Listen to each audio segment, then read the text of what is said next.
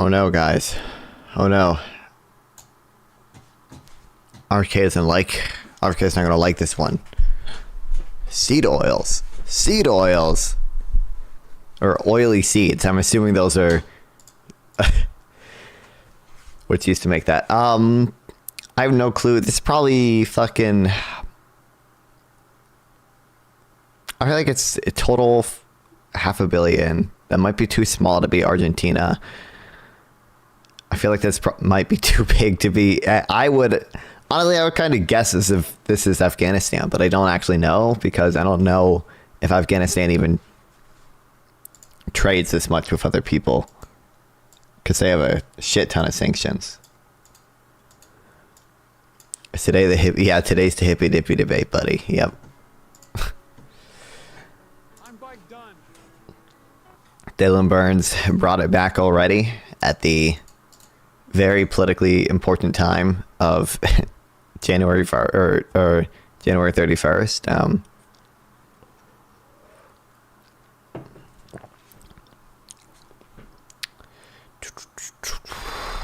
I'm gonna try Argentina. Not Argentina. Is Dylan back from Ukraine? Yeah, he got back from... Did you not see? He got back from Ukraine and then his fucking house burnt down. I shouldn't... I'm laughing because it's tragic. No, I'm not laughing because it's funny. He got back from Ukraine. And I think he lived in LA. And his, like, old house immediately, like, burnt down. Yeah. Do you still support Kash Patel and RFK? I've never supported them. I don't know what you mean. I've obviously never supported them. I don't know. I feel does Switzerland fucking have a ton of goats and sheep? I feel like they do. Okay, so it's probably... Oh wait, it's probably like fucking Bosnia. Or not. Oh shit. I don't know. What the fuck? So it's somewhere like in the Middle East.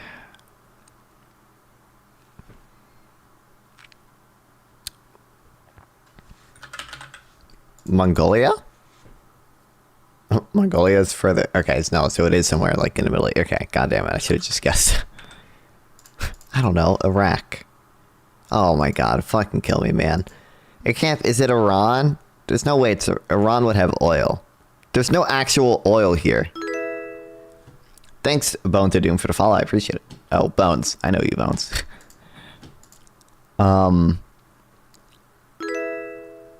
Thanks, Lee Mac, for the sub. I appreciate it. What's up? Also, it's gonna go through the old YouTube subs. So, wow, thanks, Roger, for the sub. I appreciate it, buddy. Roger ain't here right now. I hate to break it to you guys. Roger is not here. Fucking goats and... Dude, goats and sheep? I don't know. I don't know. What's below Iraq that exports fucking goats and sheep? Is it Yemen or something? Oh my god, kill me, man. Oh, Somalia? Maybe I should have guessed that. Fuck that. Somalia doesn't export oil? Do they not have the shit to... Don't they have oil? Fuck this shit. I know my trade. Refined petroleum. Uh-oh. Maybe this is Iran. No. Iraq. Or no, it's further away than Iraq. So, Jordan? Oh, fucking kill me. Canada? No, it does tell you. Wait, after you first guess, it tells you. Like, I know it's up and to the left of Jordan to 1,600 kilometers. UAE. UAE is not up and to the left, right? So it's going to be some stupid shit. Turkey. Oh my god, kill me, dude. What is to the... does Greece have oil? Apparently Greece is... Okay, I didn't know that. By the way, I need to figure... I don't know what I'm going to do with Trump actually does it, presumably if Trump actually does the 25% tariffs, I'm sure either Wick or Gibbs or both will invite me on the, one of them will have a show about it, and I'll be invited because I'm that guy. And I don't know what, after that last one, I don't know. I don't know what I'm going to do. I don't know what I'm going to do. I don't know what I'm going to do. I don't even know. I don't know what more, what possibly I can do more if,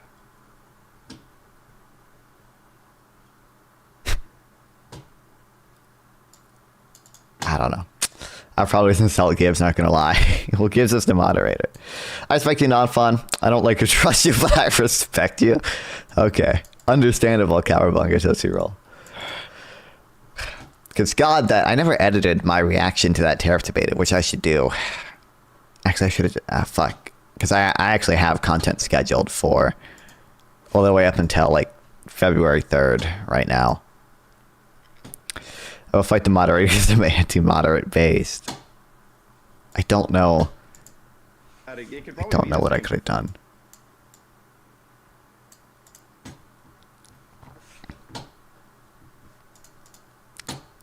Okay.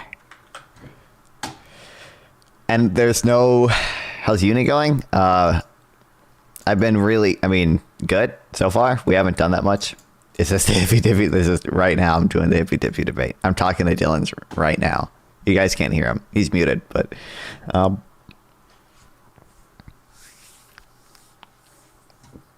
there's no. I'm reading this article because just because it's The Economist and I like The Economist, and I'm just it'll be interesting, and it's short. There's nothing. At this point, there's no, it'll be useful for me to, I said this before, I'm finishing up the balance of payments blog post, and so I'll have a better understanding of that. Even though I already understand a balance of payments infinitely more than any of these pro-tariff people. It's just that I have to figure out a way to dumb it down to these people such that their, two brain cell MAGA brains can believe it. So true, localist. And I haven't figured out a way to do that yet. And I have to anticipate every dumbass fucking objection that they might do, because they're stupid. And I there's nothing that people can say that I'm not going to have a good response to. It'll just benefit me to finish up the balance of payment thing. And right now, my notes on the pass-through rate, aren't as good as I want them to be. I'll probably go through and I'll read these and I'll probably go through and just have the exact percentages of all these studies, and I'll sort them. I'll try to sort them by, not that these people fucking care whether these things are published in a good journal or a peer-reviewed journal or a non-peer-reviewed journal, or whether they're a working paper or a published peer-reviewed thing. But I'll probably sort them by that. Not that they care, again, just so I can immediately bang, bang, bang, bang, bang. All these things, and hopefully that'll look good for the audience. But there's no point in continuing. There's not, I might continue reading it one day just because it's interesting to me. There's no point in continuing reading this shit about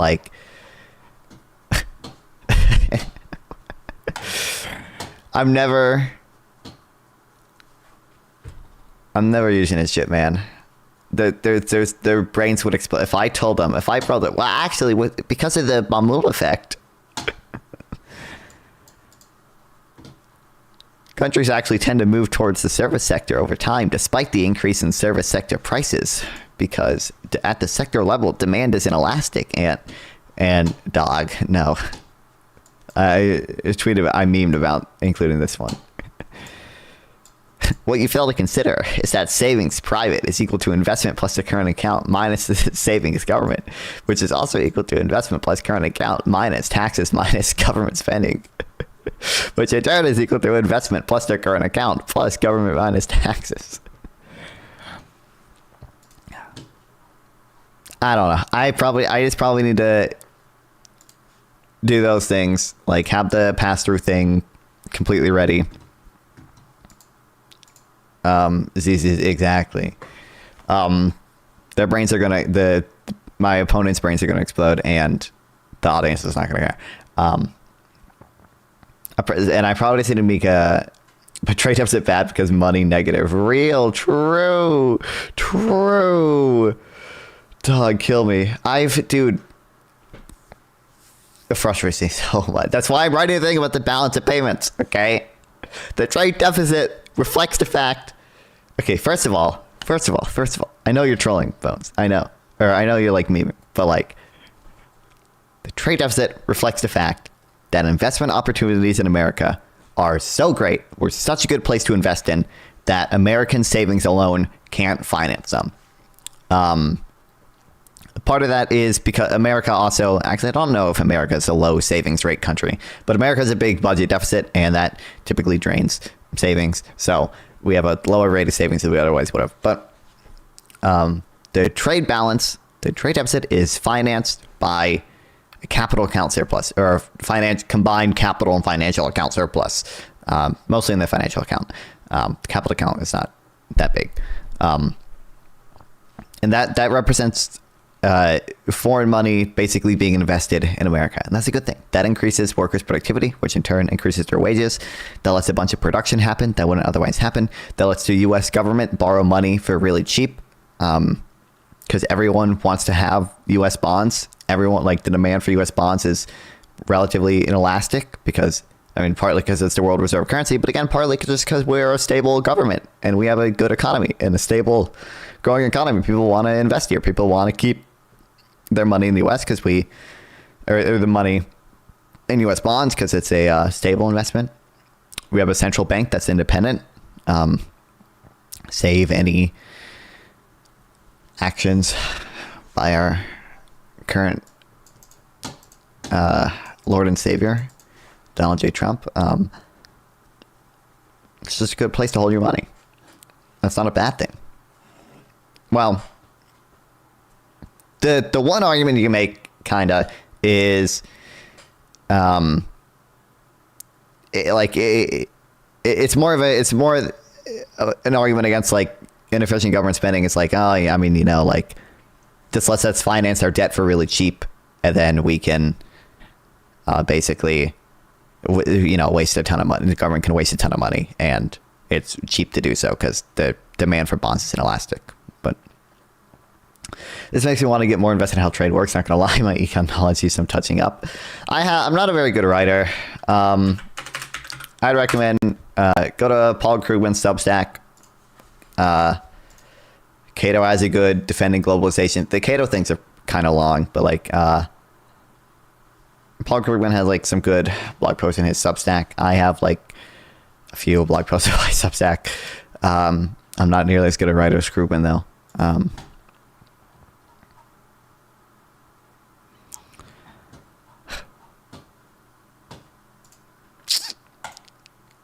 Just annoying.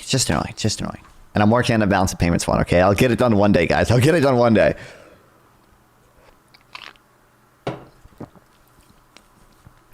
Okay.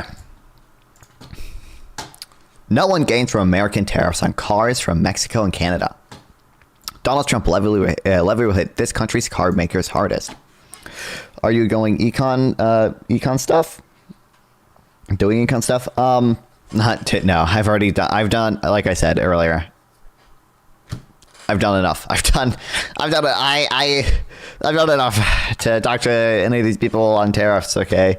Any of these MAGA people on tariff, any of these people that are defending like 25% universal tariffs, okay? I've done enough. I just need, it'll be beneficial to like sort through my notes a little better to like get the rhetoric up a little bit, but kill me. The flurry of executive orders issued by Donald Trump on his first day back as president showed the high priority he places on making America's borders less porous. His effort to repel the disastrous invasion of our country by migrants and drugs from Mexico and Canada may soon include stemming the passage of cars. A promise to impose sweeping tariffs on day one, including a 25% levy on goods from the two countries unless they do more to stop the flows of people and illegal drugs, was pushed back, but only to February 1st. Whether tariffs are imposed then or at a later date, the consequences for the car industry would be immense. Car makers across North America is as complex and interconnected as components of a combustion engine. By the way, this is another thing I have like all the theory. I just need I need to sort through my notes better so I can get the rhetoric up. We get a ton of intermediate goods from Canada and Mexico, those are just goods used to make other goods. We've had some level of open market with Canada and Mexico for a while, so supply chains are incredibly integrated. A final product may cross the border 10 different times before actually being sold. I have a thing from 2016. I think the estimate is like 40% of goods from Mexico have U.S. imports or U.S. inputs. One estimate finds that goods imported from Canada contain 25% U.S. inputs, and goods imported from Mexico contain 40% U.S. inputs. So that means shit that we buy from Mexico is made with 40% stuff from the U.S., right? Like that, these goods cross the border, 50 times before the fucking final thing is made. Okay. The industry spread across the region on the back of free trade deals, first with Canada in 1965, and then with the inclusion of Mexico in the North America Free Trade Agreement in 1994. Afterwards replaced by the USMCA in 2020. As the industry became ever more global and competitive, American firms seeking cheaper manufacturing looked south. Last year, 3.6 million cars, around half of America's car imports by value, arrived from its two neighbors, some 2.5 million of them from Mexico. Making those cars, which accounted for 22% of sales by volume in America and 16% by value, has given rise to complex supply chains that straddle both frontiers, built up over decades. In 2024, automotive exports from Mexico and Canada to their neighbor were around 200 billion, with as much as half of that being components for vehicles assembled in America. The upshot is that Mr. Trump's proposed tariffs would have a massive impact on the car industry, according to S&P Global Mobility, a data provider. Daniel Roseska, Bernstein, a broker, describes the effect even more succinctly: a disaster. Detroit's big three would bear the greatest burdens. Around 2/5 of the cars sold in America by, I don't know how to pronounce this, who's the largest shareholder, Exor is part of the Economist parent company, came from Mexico and Canada, according to Bernstein. For General Motors, the share is nearly a third. Ford is more insulated, only a quarter of its sales across America's borders, and these are largely smaller, cheaper vehicles such as the Bronco Sport and Maverick. GM and Stellantis, by contrast, import their lucrative Solero Ram pickup trucks respectively, into America. The impact would be so severe that a 25% tariff would wipe out Detroit's profits if its three car firms took no action to raise prices or alter production, estimates from Barclays, a bank. It would inflict... Jesus, I can't speak. It would inflict a blow on other car makers too. Tesla, Elon Musk electric car company, makes its cars in America, but brings in up to a quarter of components from Mexico. European and Asian car makers rely on Mexico to varying degrees as well. Volkswagen is the most exposed. Mexican products make over 2/5 of its American sales. Foreign car makers have also been threatened by Mr. Trump with separate tariffs on imports from elsewhere. These would cause additional pain. America is the main destination for automotive exports from Europe, accounting for a fifth by value, some 56 billion euros, or $60 billion in 2023, according to Oxford Economics. Tariffs on these exports would hit Germany's big three car makers hard. In total, exports to America account for nearly 10% of the sales BMW and Mercedes-Benz, and 50% for VW. Bernstein reckons that a 20% tariff would cost VW, or Volkswagen, that's what that is, right? I don't fucking know cars, man. 3.3 billion euros if it did not pass it on in higher prices. Consumers would undoubtedly share the suffering. The likely outcome is that the price of the average car in America would rise by 3,000, says Wolf Research, their consultancy. High prices would hit overall sales, just as the industry faces other potential upheavals. Mr. Trump has signaled his intention to ease emission regulations and eliminate subsidies on electric vehicles. Slowing the transition to battery power would add more complications for car makers, particularly Ford and GM, which have invested heavily in EV production, both at home and across America's borders. The tariffs would put car makers into a quandary. It is highly unlikely that the duties, if implemented, would stay forever. says Bernstein's Mr. Zeka, but it's not clear how long they would last. The mere threat to Colombia's tariffs and other sanctions in a dispute over returning migrants in January 26, for instance, was enough to cause South American country to back down with it in just hours. By the way, God, it annoys me. If there is a fucking panel on this, I need to figure out a way to get people the audience will realize this, and it's fine. God, I want to hear someone this coming out of someone who supports terrorist mouth so badly, but it'll never happen. They are incapable of saying this. Tariffs used as a threat or a negotiation tactic that are like temporary, like the Colombia ones were never even implemented, or tariffs that are implemented maybe for a month before shit gets settled, cannot be used to replace the fucking income tax because they're gone in a month. They're gone. They're temporary. Income tax is you can't use a temporary tax cut to finance or temporary taxes to finance permanent tax cuts. Like what dog? There's a trade-off here. Trade-off. What? That's crazy. Incapable of saying it though, like I said.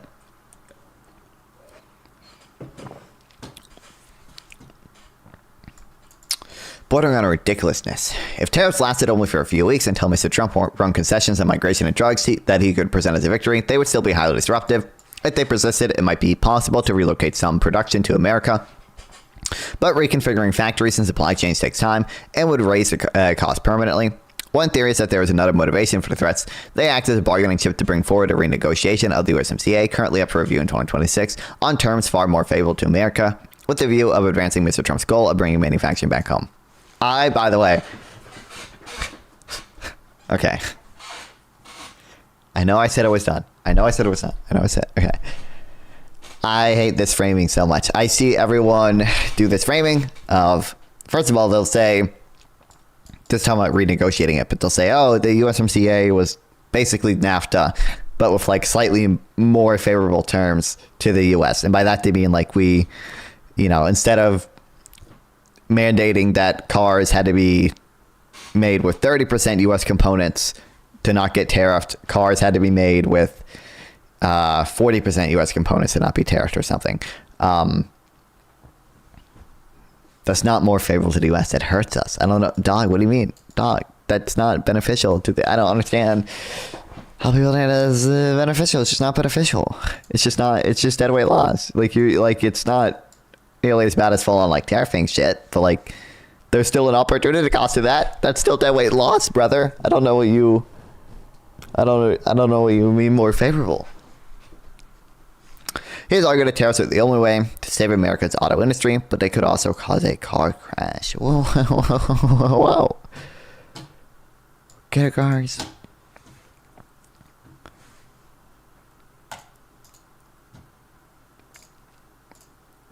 It's so... I don't even know. I don't want to read this. There's nothing... What? It's crazy, guys. A steady downward trend that didn't even change in the China shock, really?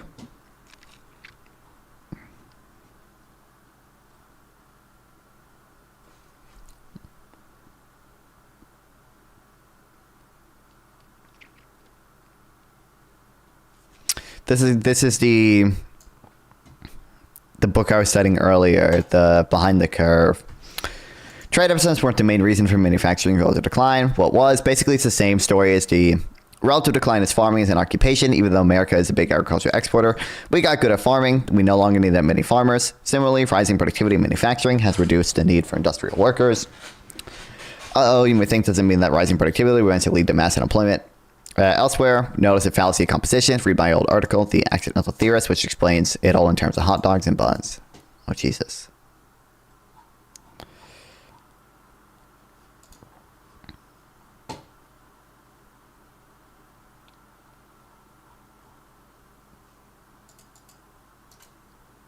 Oh, also, if there's one more thing to take notes on ever,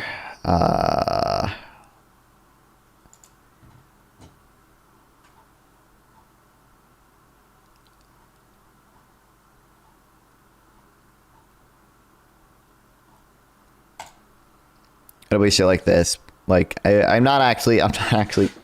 People always mention that they're like, oh, you know, Europe has tariffs on our cars, but we don't tariff European cars.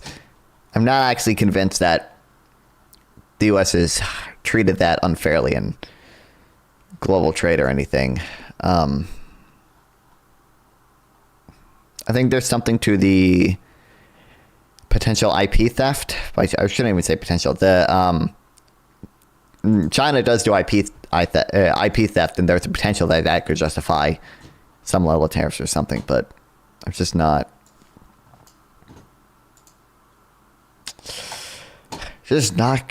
convinced that I should step back.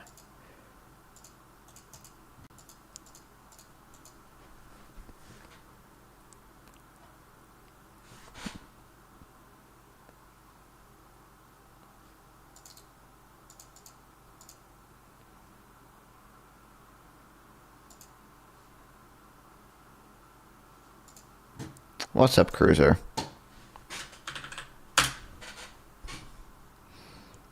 Oh, what's PPG up to? This is his streaming slot, right? It is extremely unlikely for them to lose their seats, dude. There is no threat to their power, dude. So they don't care. Hold on, I need to pee. You guys can just watch Democrats PPG. And Republicans, they're all Snowden is a traitor to this country. He gets more viewers than me. Our You Nazi police-like plan. It should be good, where right? We spy on everybody because we don't give a fuck. He's been crazy right? as always. We have no privacy, dude. We do it unlawfully and unconstitutionally, and we don't give a fuck, dude. But Snowden is not a hero. Snowden is a fucking traitor to this country. They openly saying it for the United States to see, dude. And nothing happens to them, dude. Fled to Russia. You even called Edward Snowden, I quote here, a brave whistleblower. But Maddie, what do you want me to tell you, dude? You want me to scream at you? I could do that. Maddie, Donald Trump is president of the United States. The Republicans have the Senate and the House. They're talking about invading Mexico, dude.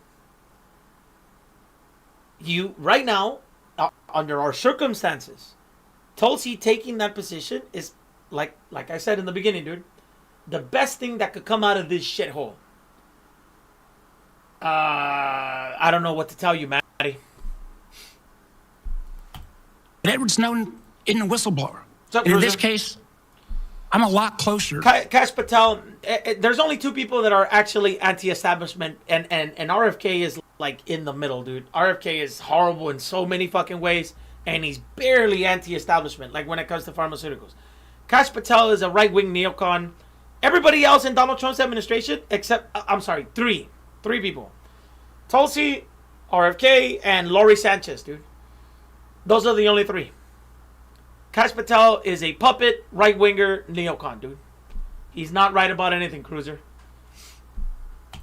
To the chairman's words, where he said Snowden is, quote, an egotistical serial liar and traitor who, quote, deserves to rot in jail for the rest of his life. Edward Snowden got mad at his employer that he didn't get the promotion that he wanted and started harvesting information, and then found some things that he didn't like on it. Why is he being treated Look like at this guy. The first two guys were Republican.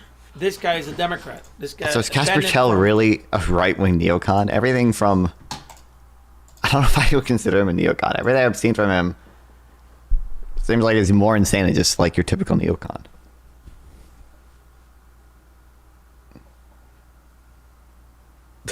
It's not... He does not like the mandated baby time.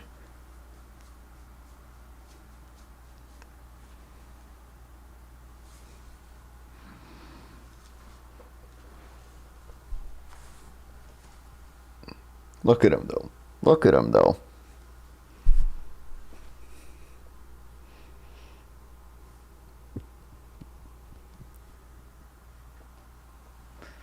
Okay.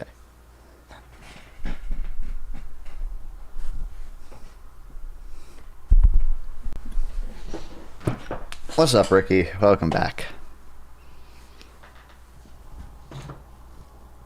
He's in his spot now.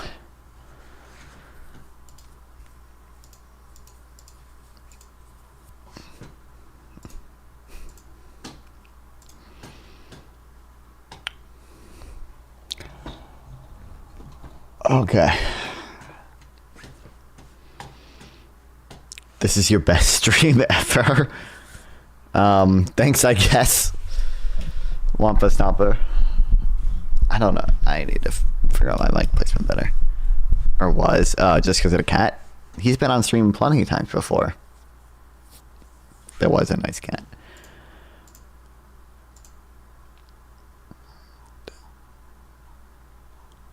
Oh, these notes are so fucking fucked, dude.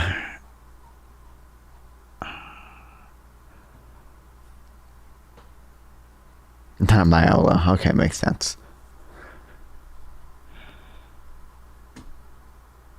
Past his bedtime, I reckon. I mean, he's a fucking fat ass cat, dude. He sleeps all day.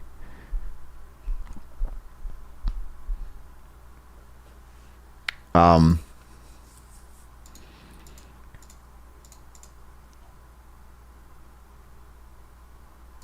am I looking for? I'm looking for. I don't know if I.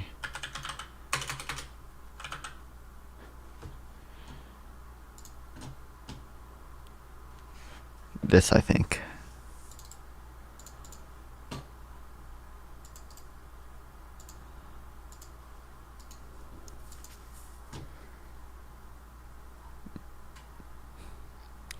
Can you ask me something? Sure.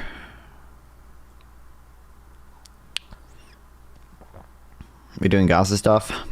Yeah, I told Gorps I would talk to him about it. Technically tomorrow. So I just want to have a little bit of stuff.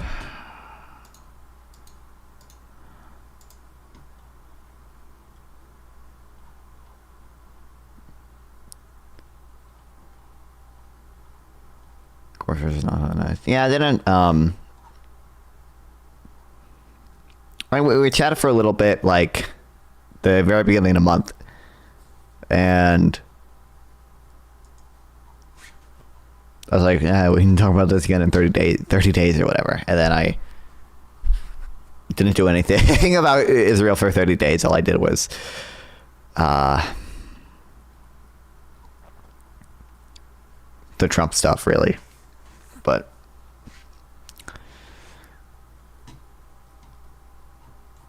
Okay, I'm trying to figure out.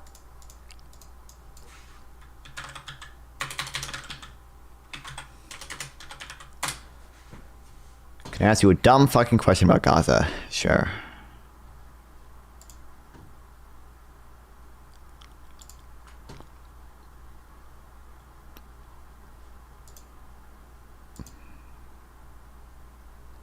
Is Hamas strong or weak? I'm not a... What do you mean by that? First of all, I'm not a military tactics guy, right? I have not followed the war. My understanding is that Hamas's military capacity is significantly diminished.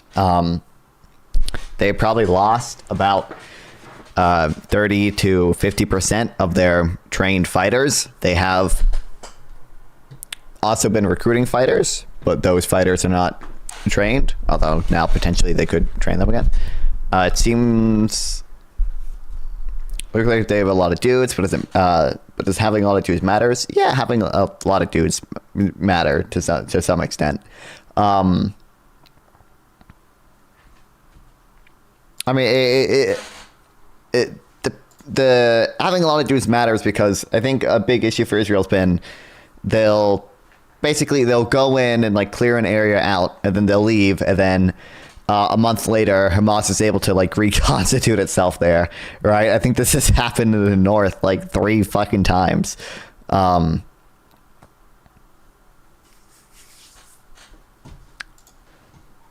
That's my understanding of it, but I'm not a I'm not a military analyst, okay? So just don't take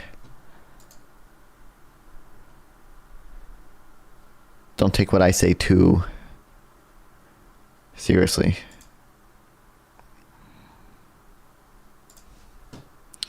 I was once told what Russia did in the 2000s. What's the shift in relation? Oh, Jesus. Every question I have begets a new question for me. Yeah.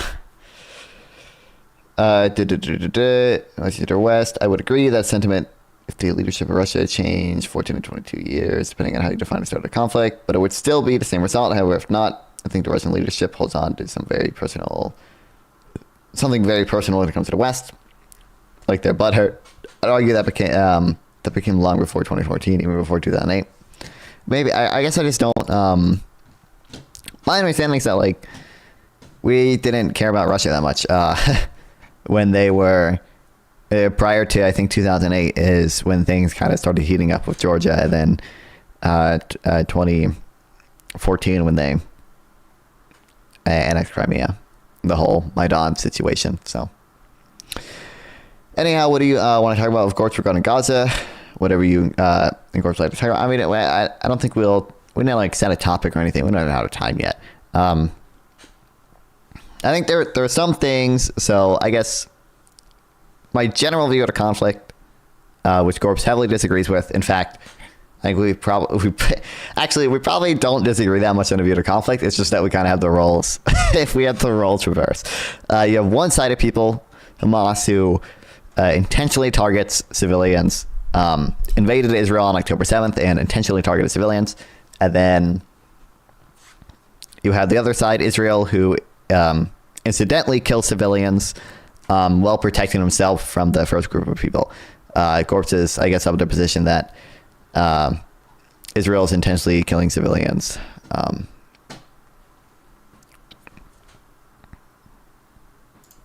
And that Hamas is rightful in its resistance. I guess I think Gorps. Gorps. I love you, buddy. Okay. I think Israel for sure killing civilians. Well, obviously they're killing. No one denies that part. It's just it's the intentionality part is what matters, both for morality and international law stuff. Why is Darius streaming again? But Hamas is a genocidal maneuver. Yeah. Also, I would say like the way Hamas operates is like clearly they fail in what are called passive precautions.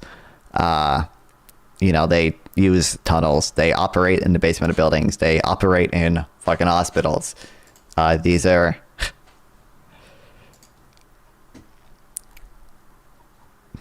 that makes it hard. That makes it rather hard for Israel too. Oh, they take hostages too. They take fucking civilian hostages and military hostages, but civilian hostages as well. Like this is part of my first question. What is? But everything. I think also. Okay, what is this thing? Oh, Gorps I think falls for, or I don't want to say falls for. It just has a lot of dumb shit in his brain. Okay. Like when he told me, like, first of all, I think Gorps literally believes that there are 300,000 dead people in Gaza right now. I don't think that's accurate. I think Gorps also, I don't know if he still believes this because I talked to him for a little bit about it when we chatted like a month ago. Still believes that like 500 trucks have to get into Gaza a day for people not to starve. Or I think he the position wasn't for it to not be famine, to have like some adequate living standard or something. I just don't think that's true. That's it. 500 trucks is like a literal like meme number. Hamas stronger weak. Why not destroy their bases? They don't. What do you mean? There are no bases. There are no Hamas military bases. They operate exclusively out of civilian areas. Okay. Are there too many bases that cost too much money to destroy? Perhaps hostages are everywhere. So that, I mean, part of it is if you operate in civilian areas, it's hard to fucking tell which building has Hamas in it and which building has civilians in it. Like, they're on their face identical. You have to have intelligence that tries to find which buildings Hamas are operating out of, right? Tunnels are flooded with seawater. They have flooded a lot of them, yeah. And they've blown a lot of them up too. But you have to have intelligence that tells you what buildings they're operating out of. So it's hard to do that. It's hard to know what buildings they're operating out of in the first place. And then second of all, even if you know what building they're operating out of, well, here's the position Israel's in. You can't kill too many civilians if you do an airstrike, right? So if there's 5 Hamas people in a building and there's also 20 civilians in that building, Israel might not want to do that strike. I think technically the numbers Israel has would let them do that strike probably. So then you're left in a position where you do have a duty. You have a duty under international law to warn when feasible as well. So if you're doing an attack which might affect the civilian population, you have a duty to warn the civilian population to leave. The issue with that is, I mean, this is the point of the when feasible aspect. There are certain like strikes that, you know, if you warn people in a building to leave, well, guess who's also going to leave? The Hamas militants in that building, because they know you're going to fucking strike them, right? So, but your duty to warn isn't required. It's required when feasible. If an attack is suspected to affect the civilian population, you have a duty to warn when feasible, under additional protocol 2, and I believe under customary international law as well. So, it's my understanding.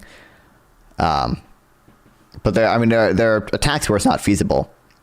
When is it ever feasible? Like if you're just trying to blow up a military base and you don't necessarily care about the, I mean, just take the operations in the north of the Gaza Strip, right? Like Israel was going to do like a ground invasion into the north of the Gaza Strip. A lot of what they care about there is like getting rid of the tunnels, not just like killing specific Hamas members, right? So you have a duty to warn to. If you're a nation from APAC, someone will eventually for real. You have a duty to like tell the civilian population, hey, leave the north of Gaza because we're going into northern Gaza and we're going to blow a ton of shit up, right? If you're doing an attack that is just aimed at destroying infrastructure, like military infrastructure, which in Gaza coincides with civilian infrastructure a lot of times, but if you're just trying to destroy a military objective and not necessarily militants, that infrastructure is not moving, right? So...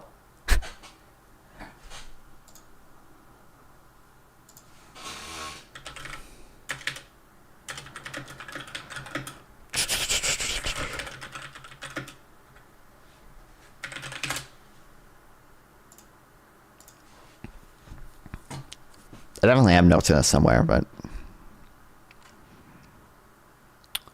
inform the enemy of their intention to bombard a place so the non-combatants, especially the women and children, may be removed when bombardment commences. But if it is no infraction of the common law to omit thus to inform the enemy, surprise may be a necessity.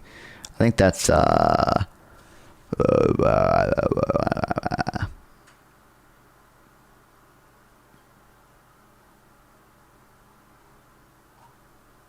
I don't think that's the wording. Wait, I think this is not additional protocol. I think this is it. Yeah, this is the old version.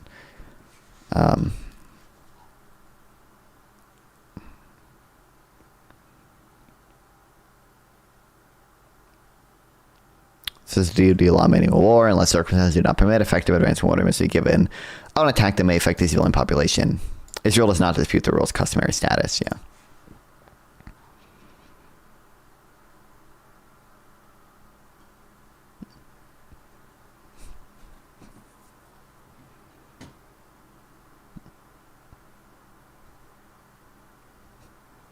Oh, I forgot about this. There's another thing too. Israel has a entire team of fucking phone bankers that like will call specific people to get out of buildings, and they're trained to speak Arabic and they're trained in Islamic like cultural shit, so they know to call like the head of the family and they can inform the rest of their family to leave the building.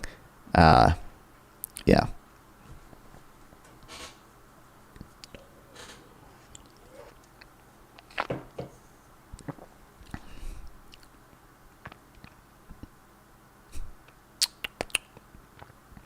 Want to die though, remember? They want to die though, they call the idea of public. Oh, I remember that one, yeah. But that's not the, I don't know if that's the majority of Gazan fucking civilians, but yeah, correct, sure. That also doesn't change, that has no bearing on the fact that you still are required to give advanced warning. Probably all, it's not all of them, brother.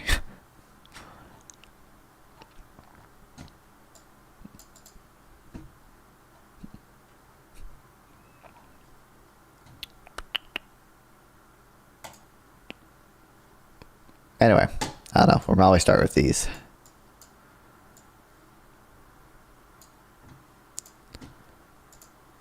And I guess we'll work our way through some of these things.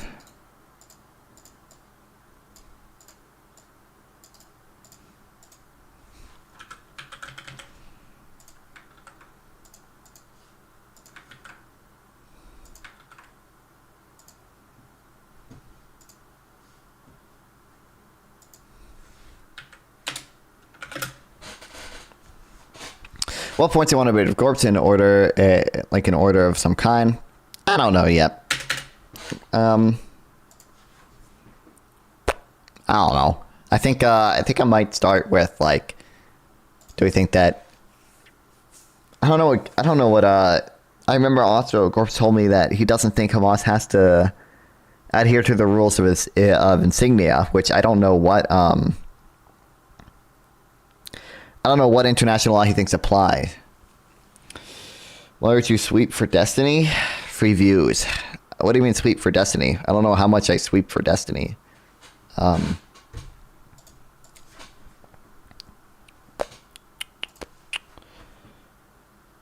So like we might have to start there. I don't know if he thinks they're. Oh, I'm asking. Oh, sorry.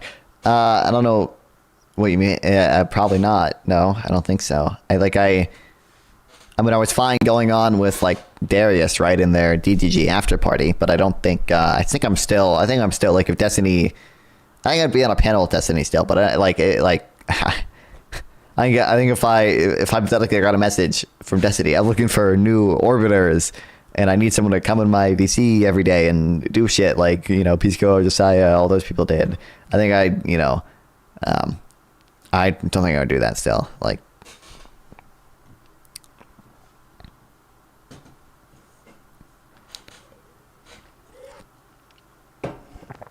my what? Because I think what he did was like massively immoral. Non-fun is not yet jaded by the world. Okay. Appalled and outraged post appearing on the feeds of pro-Israel activists announced that this coming fall semester, UC Berkeley students can attend a course titled Palestine, a Settler Colonial Analysis. The course, offered as part of Berkeley's DeCal program, will be taught by an undergraduate student named Paul Hadaway and supervised by Dr.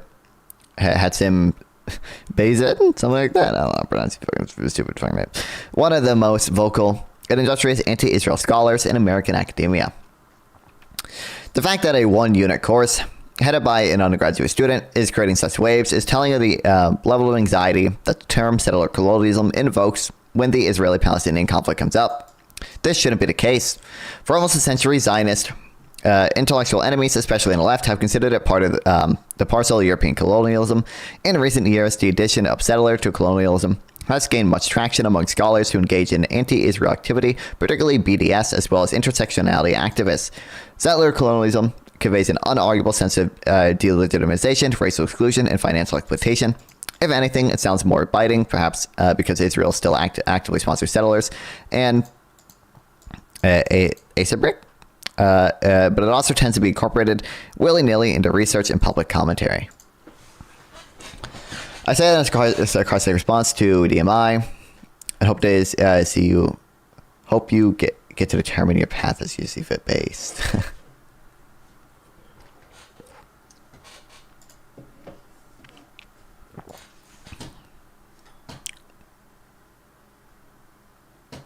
Give me a second.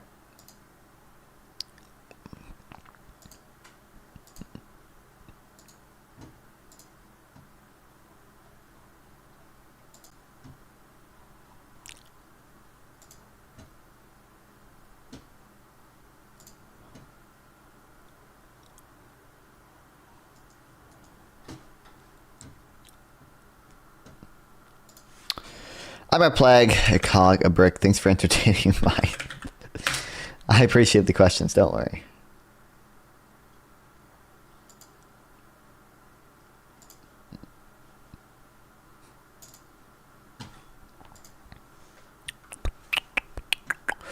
Okay.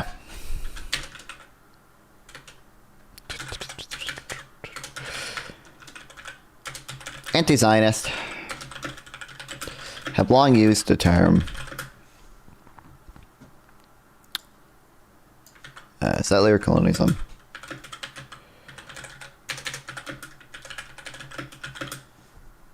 describe Zionism and the establishment of Israel.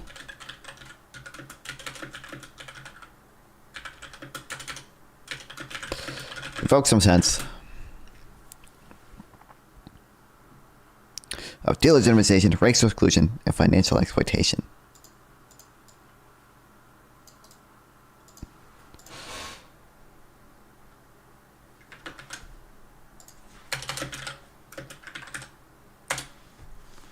I'm going to ask you, both Corbs and you, lots of cat questions. I suppose you'll ignore them. Oh, okay.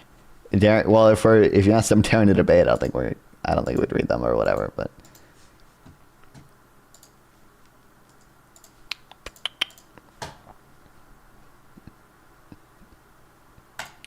I was thinking of that it would be funny to get Destiny's son, Nathan, who like shitposts on Twitter about being a Zionist all the time. He said that I was talking to him a little bit ago, and he said he wanted to fucking debate Hassan, and he was like begging Destiny to get him a debate with Hassan or whatever. I think it would be funny to like try to. I need another pro-Palestinian. Like maybe it's me, but I would need to be like a. And I'm inviting fucking Nathan there. It's not like a serious. It's only gonna be like semi-serious. Okay, it's not like. Of course, the cat looked like Hitler. Oh yeah, I saw that. Called Catler or something. Hitler, yeah. What is your cat called? I call my girlfriend's cat Base. My cat's name. My cat left. Damn it.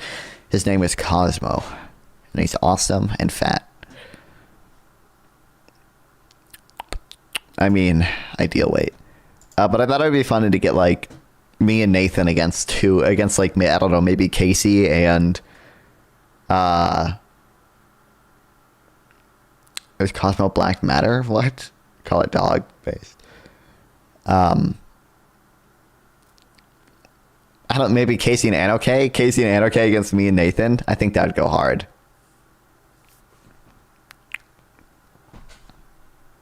I don't know though. I don't know if you'd agree to it. And I don't want to like just, it'd be weird to just name. Which one is Nathan? What do you mean which one is Nathan? Nathan is Destiny's son. I know, Nathan as in Destiny's kid.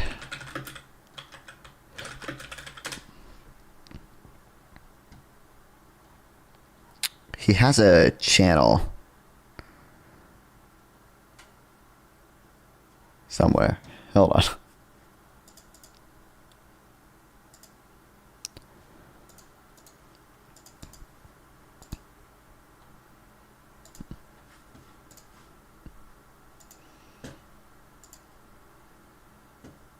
I think it would be funny. Bro fell off. 800 views. Bro fell off. Bro fell off. Bro fell off. Oh, hold on. Let's go to my channel. 858. Hold on. Let's see. Fuck. Okay. This video has more than 858. Just not have 800. This should. 600 views is fine. I'm content.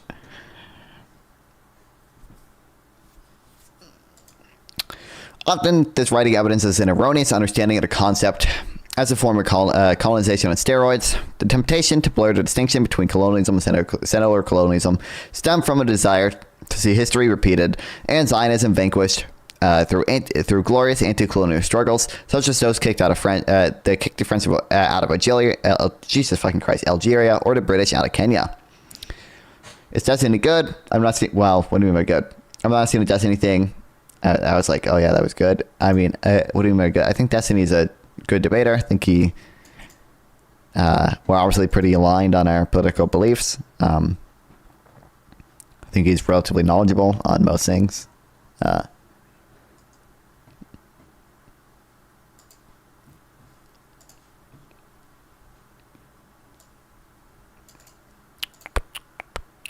Neither Algeria nor Kenya approximate a ideal type settler colonial project without entering into the rich theory behind the concept. Settler colonial states are those which have been established through the movement of settlers from one part of the world to another, transforming that territory into their own independent country, separate from an imperial center.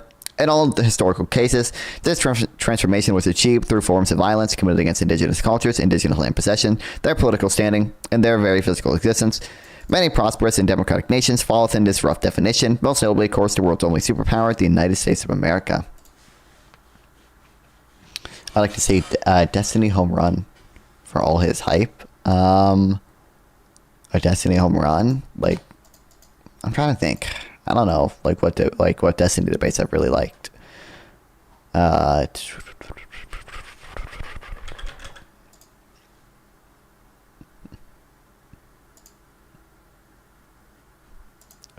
does Dreg say about it? I don't know. I really like. There was he did really well on the Jubilee Surrounded thing, I think. I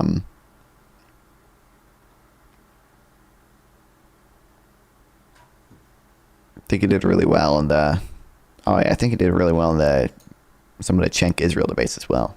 Hey guys, so I'm sure you've heard about the Destiny drama by now, and a lot of people are making statements about Destiny and the relationship with Destiny and everything, and so I thought I would make my statement about this, my video, and it's been hard this last week for me, and I've been, opening up these videos. There's like 30 of them, and they're all like 2 hours long for some reason, so I haven't been able to familiarize myself with all the details yet, or even most of them, but I open up the videos, and I go to the transcript and I control F drag to see if anyone's talked about drag yet. And no one seems to be mentioning me. I don't seem to be involved with the story at all. And this has made me feel sort of left out, sort of alienated. I feel a little ostracized. I don't know why. I thought it was going to be unironic. It's been hard. It's been hard because this would have been like a really great thing for me to have been a part of in some way. And I'm not exactly sure what my role should be. But I'm making this video to say like, hey, I'm involved with the drama now. You guys can start including me in the drama thumbnails. I don't know what the angle is here. We can work that out maybe in the comments section. You guys have any ideas? But yeah, so like I don't know. Maybe I leaked the porn. Maybe I was in the porn. I don't know. Maybe I triggered Destiny to do it or something. I don't know. Yeah, this isn't my A game, but we can figure something out here. So anyway, yeah. So are they important? This is just a professional shit posters who this guy is. He had a really good take on the situation. Maybe it was like an abstract take. Can be innocuous. Maybe I think he's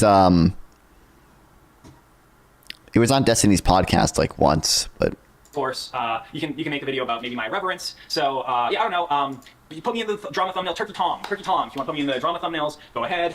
Or you could maybe, I don't know, I'm just going to keep saying streamer names. Maybe one of you guys will do something. H3, Hassan, Destiny, reacting to this video. Hello, Destiny. PS4 giveaway. I assume this is how it works. I'm just saying SEO terms. Rolex, Ford F-150, Ford F-150 giveaway. I've never done this before, so, forgive me if I'm all over the place here. I'm doing my best. Hungry Box, good enchilada, Mayor Sunday. You guys talk about me. You guys bring me on. Corpulent Charles, put me in the Corpulent Charles thumbnail. I've learned all these things now. Maybe I'll be a drama guy. Maybe I'll be in the drama orbit. So you guys. Okay. Okay.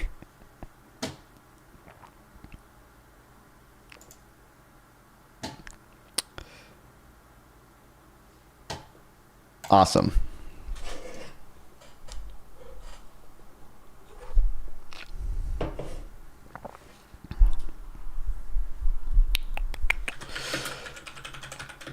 Blurring the line between colonialism and settler colonialism often comes from a desire to see Zionism defeated, in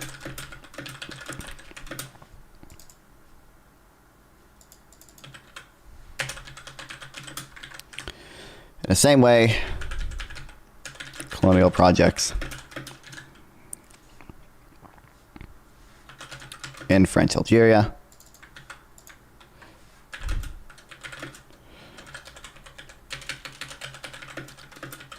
or the British in Kenya, defeated. Do you ever talk to Hamas supporters, like the real supporters? Early on, I talked to Manar. I've talked to Manar is. Casey, I know, won't condemn Hamas, which, the And it's stupid, like, do you condemn Hamas? Do you condemn it? Like, yeah, it's just stupid. But I know Casey is like, I don't know if I consider Casey a Hamas supporter, but he at least refuses to like condemn them or anything. I've talked to NOK. I've talked to Minar. Minar is probably about as close as I could get to a Hamas supporter.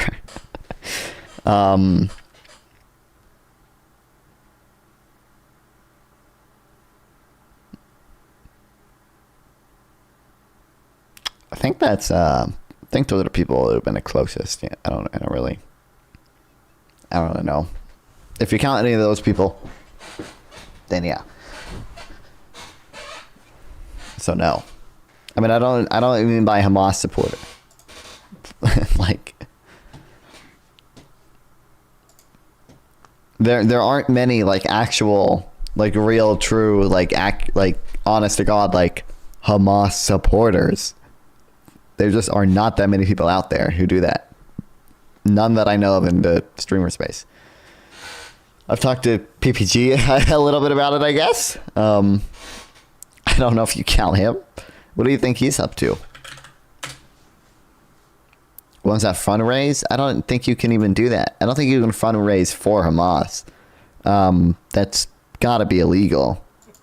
I think I have an idea who they are. I think I have an idea, you know? It's okay. You can lurk. You can look. Whatever. See something you like. Welcome. You know, I don't want to talk shit. We hate the Constitution, but we're not the traitors. My donors want us to spy, but we're... Based.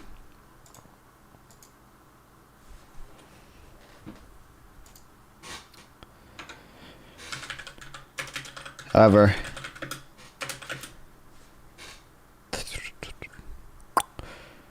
they were dealing. Can you approximate an ideal type settler colonial project?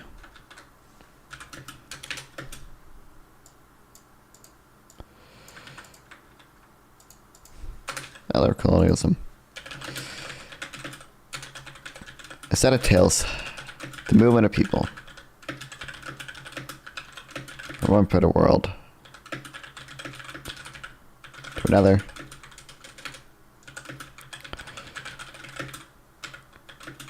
Is that a recent that was PPG's live stream. I was just curious what he was up to. And how many viewers he had. Wait, am I beating him? Wait, hold on.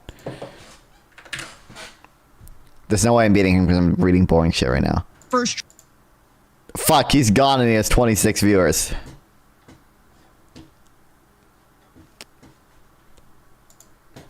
I have 6 on YouTube, 5 on Twitch.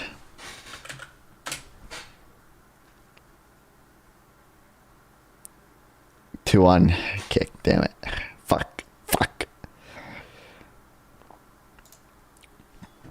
Damn it. There are only 9 people logged in, including the idiot stream. Oh, wait. He is view botting.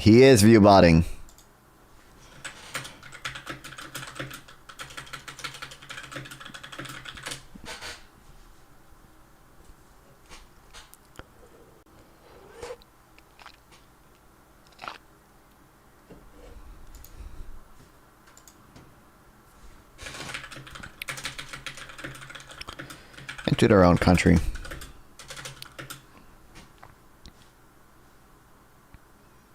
Separate from an imperial center.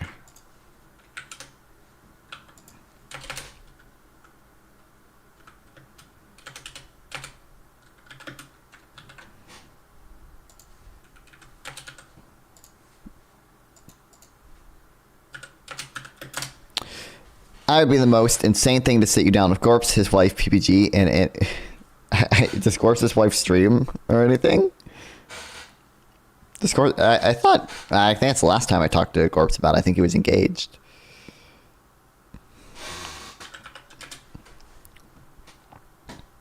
Worse, dude. I don't know what to tell you, brother.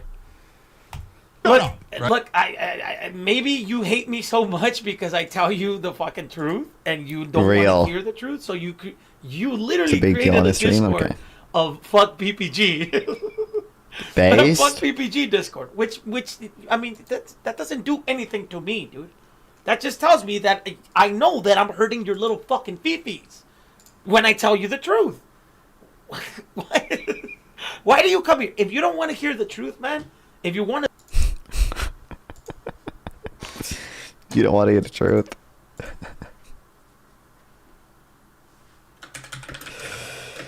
In this case of colonialism, PPG moved hard off Twitch to Kick.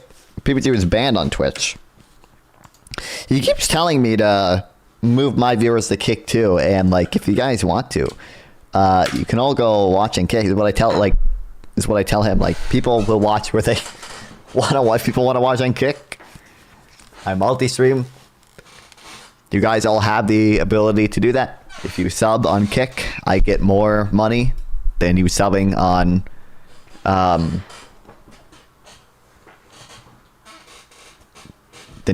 Twitch. But like there's no benefit to me when you guys go to Kick unless you sub. But the majority of you guys aren't subbing anyway. And I get ad revenue on Twitch. I don't get ad revenue on Kick. So I have some struggles from PPG, but why should I move? Some people like watching on Kick more. So yeah, like if you guys like Kick, I stream on Kick too. If you guys like YouTube, I stream there too. If you guys like Trovo, send me an ad. Oh, don't worry. Hold on. Where's the ad break button? I can't. Hold on. I can't. I ads ran too recently. I can't run another one of them.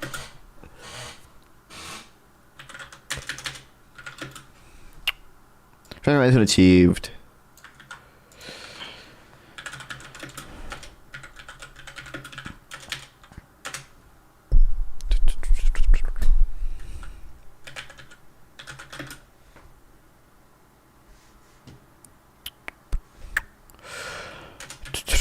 I'm gonna do violence.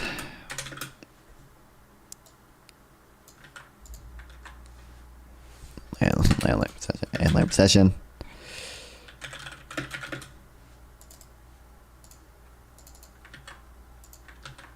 Against the indigenous people.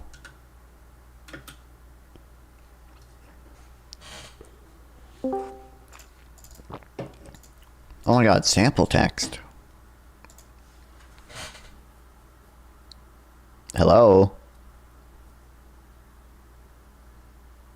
If you're speaking, I can't hear you, buddy.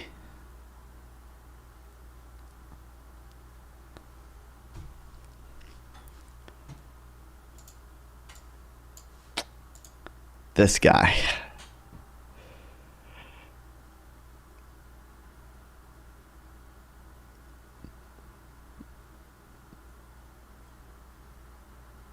Yo, what's up? What's up? Not much. Are you reading Arnon Degani? Yeah. Let's go. How's the article so far? Good. I read that he's good. You might have saw me stuff. read it, but I read the politics by other means. That was good. That was really good. Wait. When did you? Around what time did you read it? I want to see you reading it. What I usually tell people is, when I say that paragraph, you know which one I'm talking about, right? Was it the one where he lists like every example of him being wrong about like even like basic? Yeah, the one is like, yeah, I read it on like a physical book, right? It's like a page and a half of a paragraph. I was like, I must be tripping, right?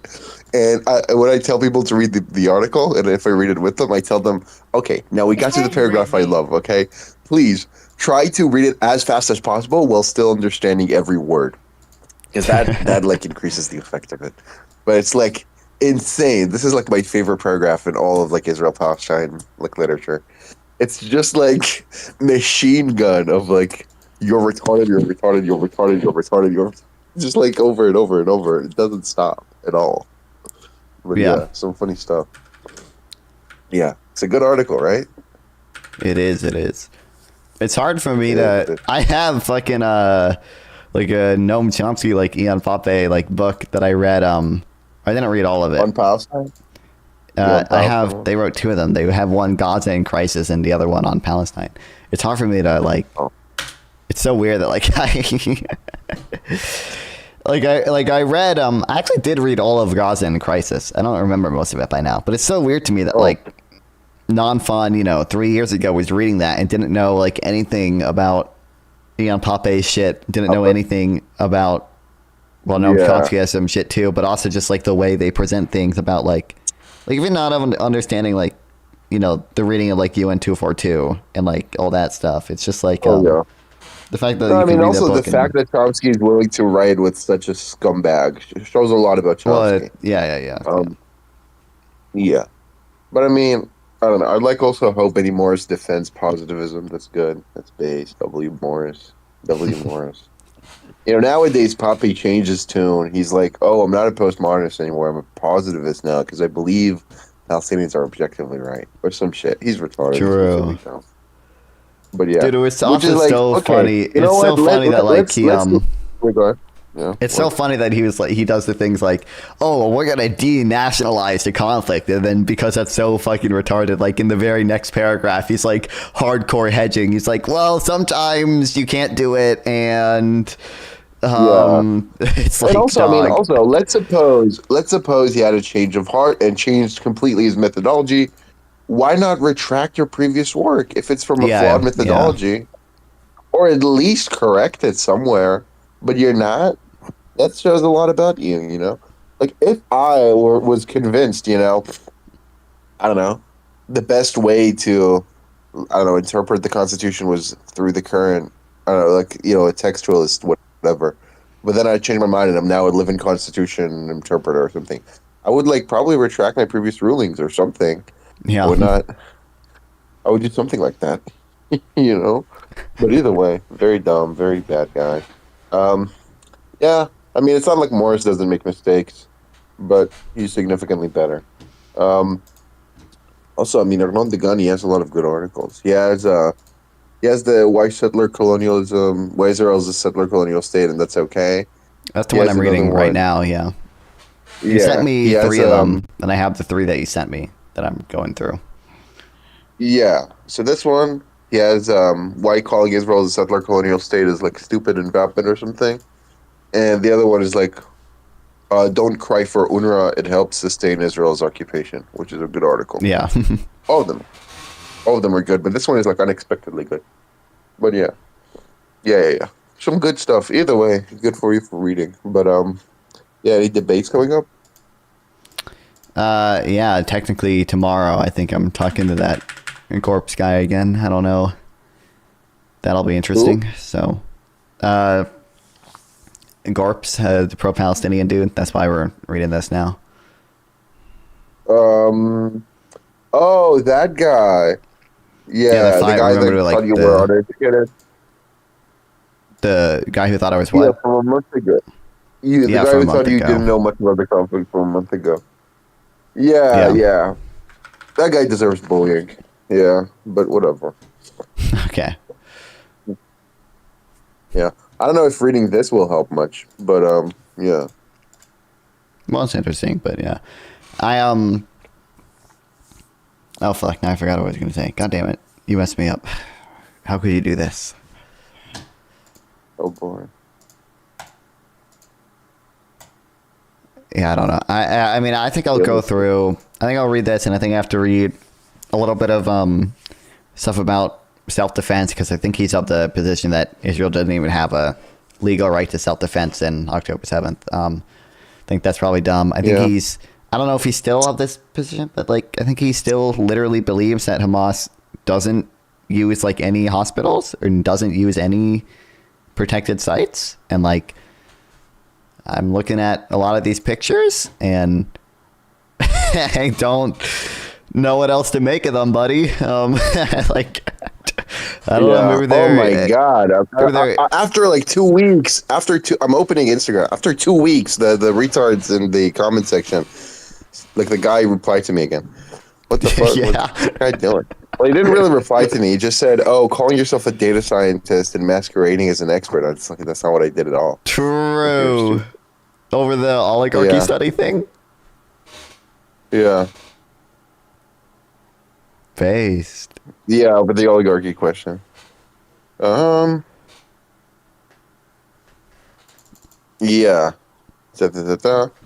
But I don't know, one of the smart guys in the comments came to my rescue or whatever.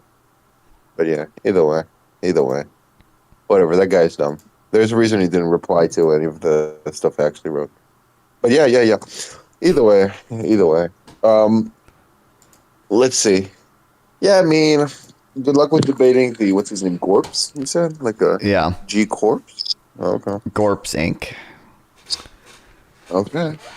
Yeah. I mean, that might be fun. Although the guy seems insufferable. No, he's not. He's I not a don't know much streamer. about him. You know, I think he also, I Localist don't know how to is combat this. I think he chat. also believes that like Mhm. there's 300,000 dead people in Gaza, which seems a little. Lancet. He's talking about the Lancet study.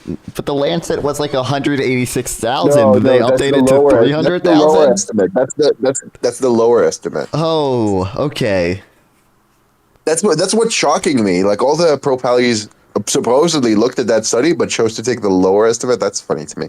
But yeah. He's gonna cite Lancet. You should just in fact, just rehash your debunking like the Lancet study stuff, and then if I had to have a conversation with someone like that, I would just ask them some basic question, then they give me a misinformed opinion, and then we just debate for half an hour why their opinion is misinformed, and we move on. Because just having 2 hours of someone just yap at me the narrative without drilling into any of the details, sounds so boring. Sure. Yeah. Sounds so boring. Right? It's like if I had a protectionist on stream and I just let them No, Sample's not a streamer. okay, why do you want protectionism? Okay, it brings back jobs. Okay, but I disagree. Okay, but also trade is money leaving our country. It's like, okay, that's also wrong. And then just keep going. It's like, what am I doing? Why am I having them on stream? But yeah. Yeah, it'll be if Trump actually does the 25% tariffs on Mexico and Canada. That'll be interesting. That'll be fun. I'm sure. I fucking hope. I hope he does.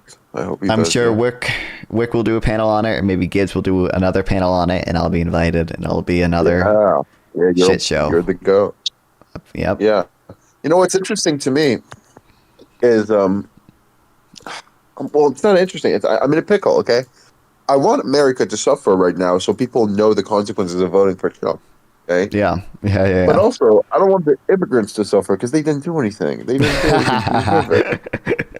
So I want Trump to do the tariffs. That's for sure. I want him to do the tariffs. I don't know if I want him to succeed with the deportations. Because, on one hand, yes, Americans will suffer, but also, non-involved people will suffer. That's bad. Yeah. And I don't know. I'm thinking, might as well for the lols, but it's cruel. It's not lol. It's sad. You might as well sweep for Destiny for clout instead of contracting cancer from panels. I mean, I don't know what clout I could get from Destiny at this point that I wouldn't get from at this point. If sweeping for Destiny gave you clout, then he would people already would do it, right? But no one's doing it for a reason. Yeah. Also, it's probably better to be correct and promote the truth rather than just get clout. Probably. Yeah, well, that's true as well. But non-fun does both. Non-fun does both. So. the people I'm interacting with on panels at this point are more well respected. That Wick and Gibbs are, they might not get as many viewers or whatever, but they are more well respected than Destiny. And I don't know. I mean, I was just on I don't know if you consider it sweeping for Destiny. I was on Darius's panel or whatever, his stream for a little bit. I guess I didn't and I said oh yeah, I wouldn't collab with Destiny or anything, but I guess I'm okay. I was going to Darius, who was one of Destiny's last remaining orbiters for clout. I don't know.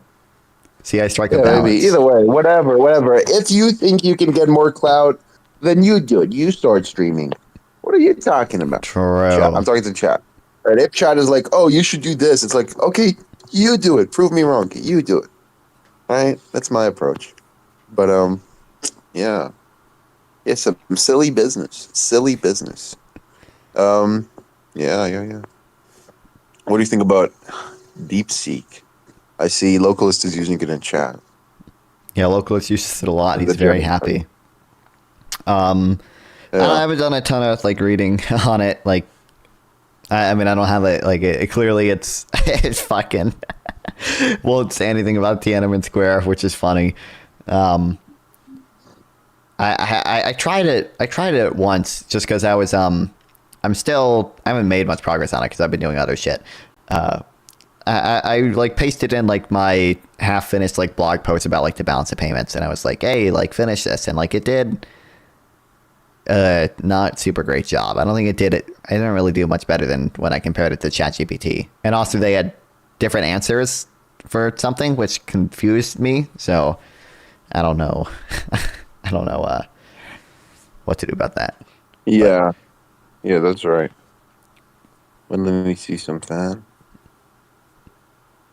Streaming is worse than playing League of Legends in terms of self-harm. That's not true. That's flagrantly false.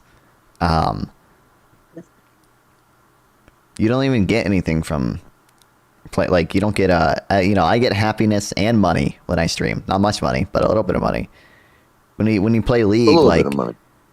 when you play League, like at You just get best, sad. yeah, like at best you get like a little bit happy for like one game when you win, but like That's why Probably I'm in the true. middle. I just play balloon tower defense and I get happy, but I don't get money. Yeah. that's respectable. That's respectable.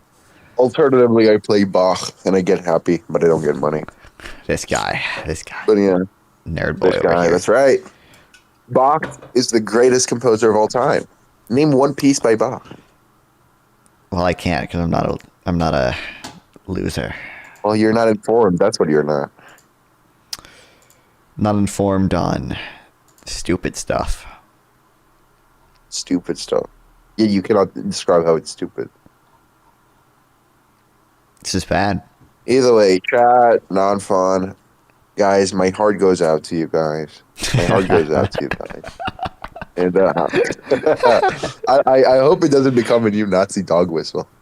You know, Dude, yeah, it probably will. Oh my god, kill me. yeah, yeah, but yeah. So fucking right wingers being like, "Oh, Kamala did it as well," and then they're showing me like pictures from her rally where she's. I I know. know doing it, but Musk is like doing it emphatically. I know. It's insane. Yeah, Musk is like, bah, bah. She's like, you know, kind of hand to the heart and then like waving or something. That's not what Musk did, and they know it, and it's just like they lie. They don't care. So boring.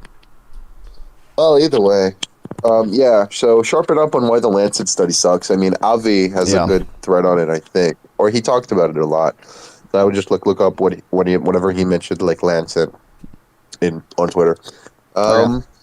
Alternatively, also, to be clear, Lancet is not the amount of people who died. It would be like an estimation It's of the like amount of it's like long-term people dead, not extrapolating just like from- long-term deaths from like indirect things related to the conflict and stuff. So like it's yeah. That's my understanding of it, right? It's like 100%. yeah. Yeah. You don't need to actually go read the study. I guarantee you the other guy didn't. But but yeah, I would just like go read the threads about it. Okay. But yeah, either way. Wait. Yeah. What's So, your bye-bye, I remember your chat. cat. What? Your cat's name is Small One in English. What's his name? What's the Hebrew? In Hebrew, Kana. I'm not going I to be can able to type pronounce it it to you. correctly. Yeah, type it. I'm Google it. doing it. Yeah.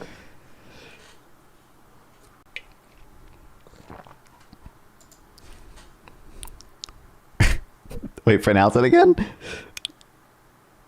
Kana. It's a fucked up language. Ain't no T in there. What? Here, let me type it in Hebrew, okay? It's not. Oh. Here, type what I wrote into Google. Yeah, it all makes sense now. What? There's a Palestinian village called Katana. What the fuck? I'm changing our name now. What the hell? Small. Either way. Google doesn't even. Damn. Well, it won't even tell me how to Yeah, pronounce because it. you're not in Israel or something. Yeah, I assume if you just type something in Russian as well, it's not going to make much sense. No, I think it. But either I way, think it might. I don't know. either way, DeepSeek or ChatGPT, where do you land so far? I don't know. I haven't used. DeepSeek. DeepSeek to do my macro homework yet. I don't know. Okay. I mean, you know what's funny? DeepSeek will censor itself, but only after it shows you what it said. I know, So, like, it's so funny. you can to ask stuff like, but like, it's also like, so one time I asked DeepSeek, like, what are some criticisms of the American government? And then it gave me like 30 in a row. And I was like, okay. It's like, what are similar criticisms of the Chinese government? And then it typed me the entire 30 criticisms, right? All the like suppression and credit score or like a social score and whatever, and on and on and on and on and on. And then it censored. So I know, it yeah, typed for it's like so 2 minutes. Yeah, it typed for like more than a minute. And then it was like, oh wait, I cannot talk about that. That's funny. Yeah. I mean, also, I don't know. I want to do more like China debates because like definitely China's success is because of capitalism. A lot of its recent failures or future failures because of state mismanagement. You know, I want to debunk like the idea that like the credit scores are like anything like the Chinese social scores or whatever. You know, like when you have credit, I know. you know this dumb meme. Yeah. That's Oh, so in brain America, dead. we have credit scores Right. too. Don't you know? People can't get loans Whoa, if they like, yeah. dog, really? Whenever I criticize the banks or the government, my credit score just goes down so much. You know, it's like that's so retarded. That's so retarded. I swear to God, Gen Z is so fucked. Gen Z is so propagandized, man. So propagandized. But yeah, we'll see what happens. You say that, but Yeah. we have the 40-year-old political understander, okay? Oh Who boy, is- who's that? The PPG guy. Oh, wait, did you see me talk to him? I have the video scheduled. I talked to him for a little bit about, I mean, it was about, like, broadly, like, capitalism stuff. Did you see that at all? Like, this was Nope. recent. This was, like, yesterday. Oh, it was good. We had good, there were some good memes. There was a good, like, pay productivity meme. Lol. That's funny. Yeah, I'll watch that. But it's Yeah. just like so boring to talk to someone who believes all the disinformations, right? It's like, you know, nowadays productivity and pay have completely separated. Meanwhile, neoclassical economists still assume it's connected. And also peasants used to work 0 hours a week. And also, you know, fucking Gen Z cannot afford anything. And also, whatever. It's like so boring. It's so boring. Stop regurgitating infographic. Oh my God. But yeah. Funny stuff. Gen Z deserves to be poor. Accurate. But they're not. They don't get I to agree be with poor. that. They get to be. They have a even using fucking CPI. I think it was CPIU. I saw because I saw like a whole Twitter Oh my thread. God, I had the craziest dream. I just realized I had the craziest dream, dog. Yeah. I woke up like 20 minutes ago, okay? You want to hear it? You do. Sure. Okay. So I was walking and I was going into an elevator. And the elevator opens. And this guy, Zelensky, comes into the elevator. And I'm like, oh my God, Zelensky, you're so inspiring. You're heroic, whatever. Can I get a picture? And he's like, yeah. Then I take a picture, but it's just like, it's all fucking retarded TikTok filters or like Instagram filters. And I try to scroll again and again. I cannot find the ones. I'm taking a bunch of pictures with him with retarded filters that completely distort the way I look. I'm like, no, how do I open the normal camera? It just doesn't fucking open. And then he's like, after like 2 minutes, he just goes out the elevator and he's mad at me because I wasted a lot of his time. It's like, one, I didn't waste your time. We were in an elevator, so you had nothing better to do. Two, that's so embarrassing. I hate myself. It's like, it's such a horrible dream. Such a horrible dream. Oh my God. But yeah. That's why never meet your heroes. Never meet your heroes. But yeah. It's a funny dream. Completely forgot about it, but now I saw the word Zelensky on my screen randomly. So I was like, oh my God, flashbacks to like an hour ago. But yeah. What's the funniest dream you had? Funny, I don't remember most of my dreams. Funniest dream? I don't know. I'm not gonna be able You should to. write them down. That helps you lucid dream. If you write down your dreams, that increases the Do you likelihood lucid of like, dream? you becoming aware of your Do dream. you like? Sometimes. Do you like envision like bombing Palestinian baby? Like, what is the? Usually, Like- I just like hang around in the world that like the dream created.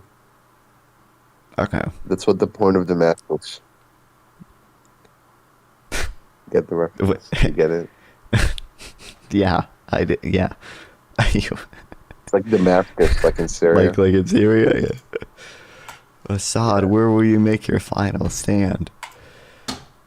That's right, that's Damascus. So crazy to me that Assad fell. That's so fucking It crazy. is weird, I still have yeah. not processed that. Yeah, it's fucking crazy.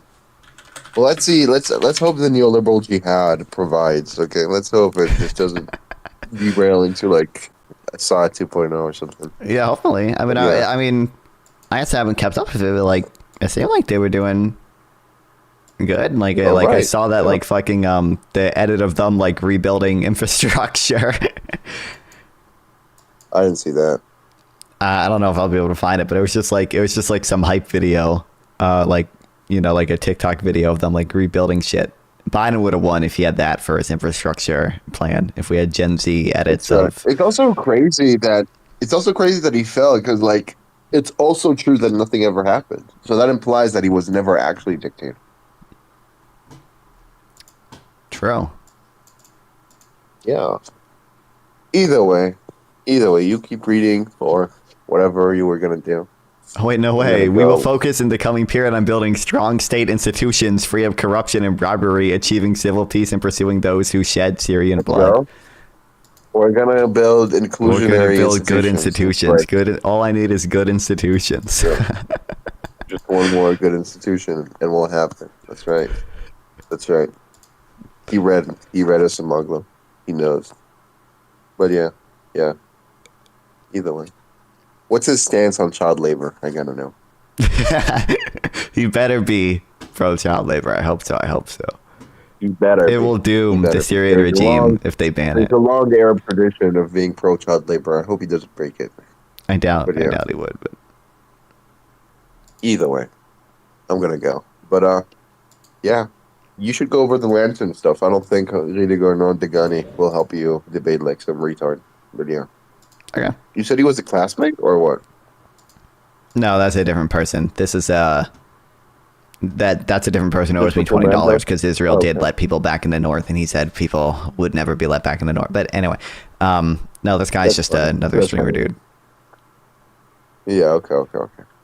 Yeah. Well, I mean, be fully ready for like deflection. So it's like, well, Israel did let back people into the north. By the way, I did not expect that either. But it's like, oh well, but they only let them with cars or without cars. They don't. It's like not full freedom of movement, open borders. So it's actually still Yeah. apartheid. It's like okay. It's gonna be brain dead.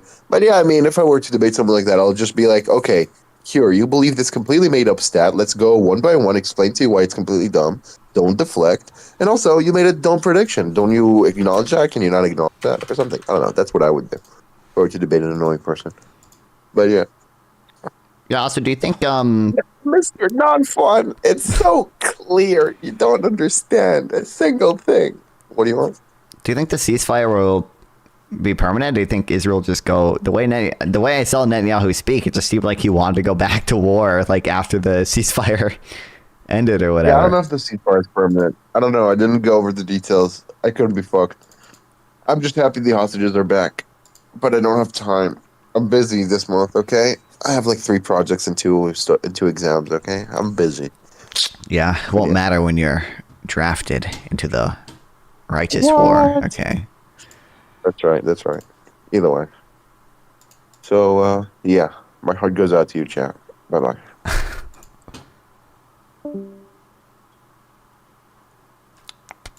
I don't know if they've announced. It'll be really interesting to see if they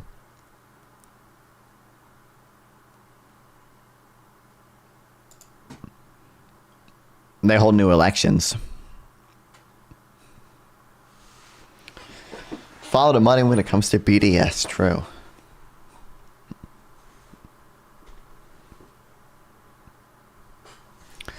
Nothing but shekels and notes. Didn't we go over this, Ian? Didn't I prove to you that I'm not Jewish?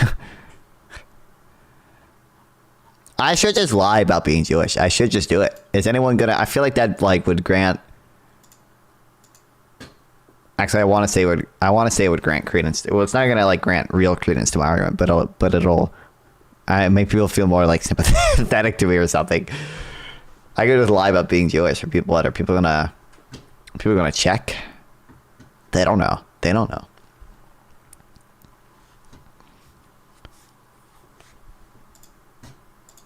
I don't know what you guys are talking about. I'm Jewish.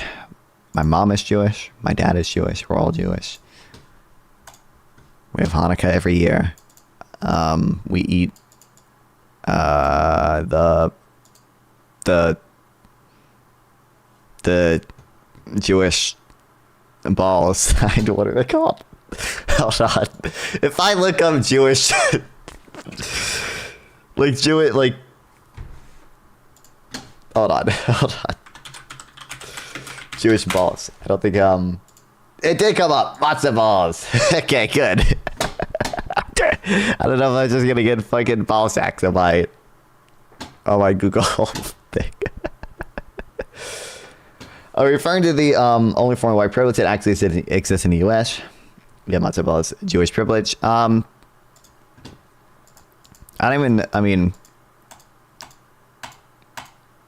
obviously, to the extent that white privilege exists, I don't think it applies to just Jewish people. Jewish people or even only like are Jews even white? Yeah, that's like I was about to say. It's not even like Jewish people have kind of only like recently been included in white. Oh, what's up? Big news. Open Google. Look up Henry George. You did that? Yeah. Now open another tab. Look up Hans Hermann Hoppe. You know that guy? I'm familiar. Yep. Look at their birthdays. 1940. Oh wait, did I say born September 2nd? Born September 2nd. Wow. Welcome back, Henry George. That's so awful. But yeah, very terrible. Very incredible. Jewish balls. Listen, okay, I am vindicated. Matzo balls did come up when I searched Jewish balls. Okay. My family, despite being very ethnically Jewish, only a little bit culturally Jewish, right? So, I didn't know the technical name.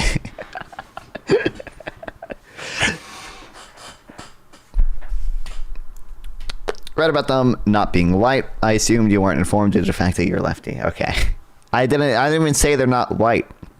Instead, they've only like recently been included in white. I think by now most people in America would consider Jews white. But that's a semi-recent thing. You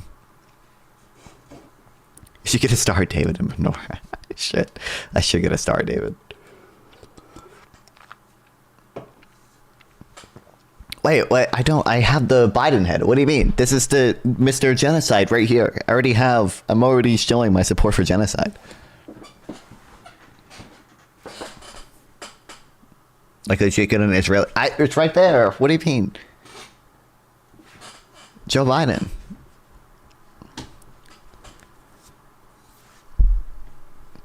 Look at a book, Matzo Ball Gumbo. It's about how Jews stole recipes from blacks in the South. Okay. Biden did enough. Good to know. Okay, indigenous people.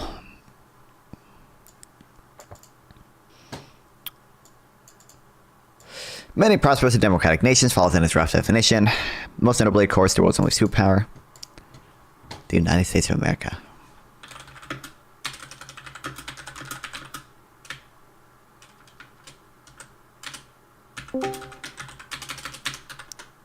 What's up?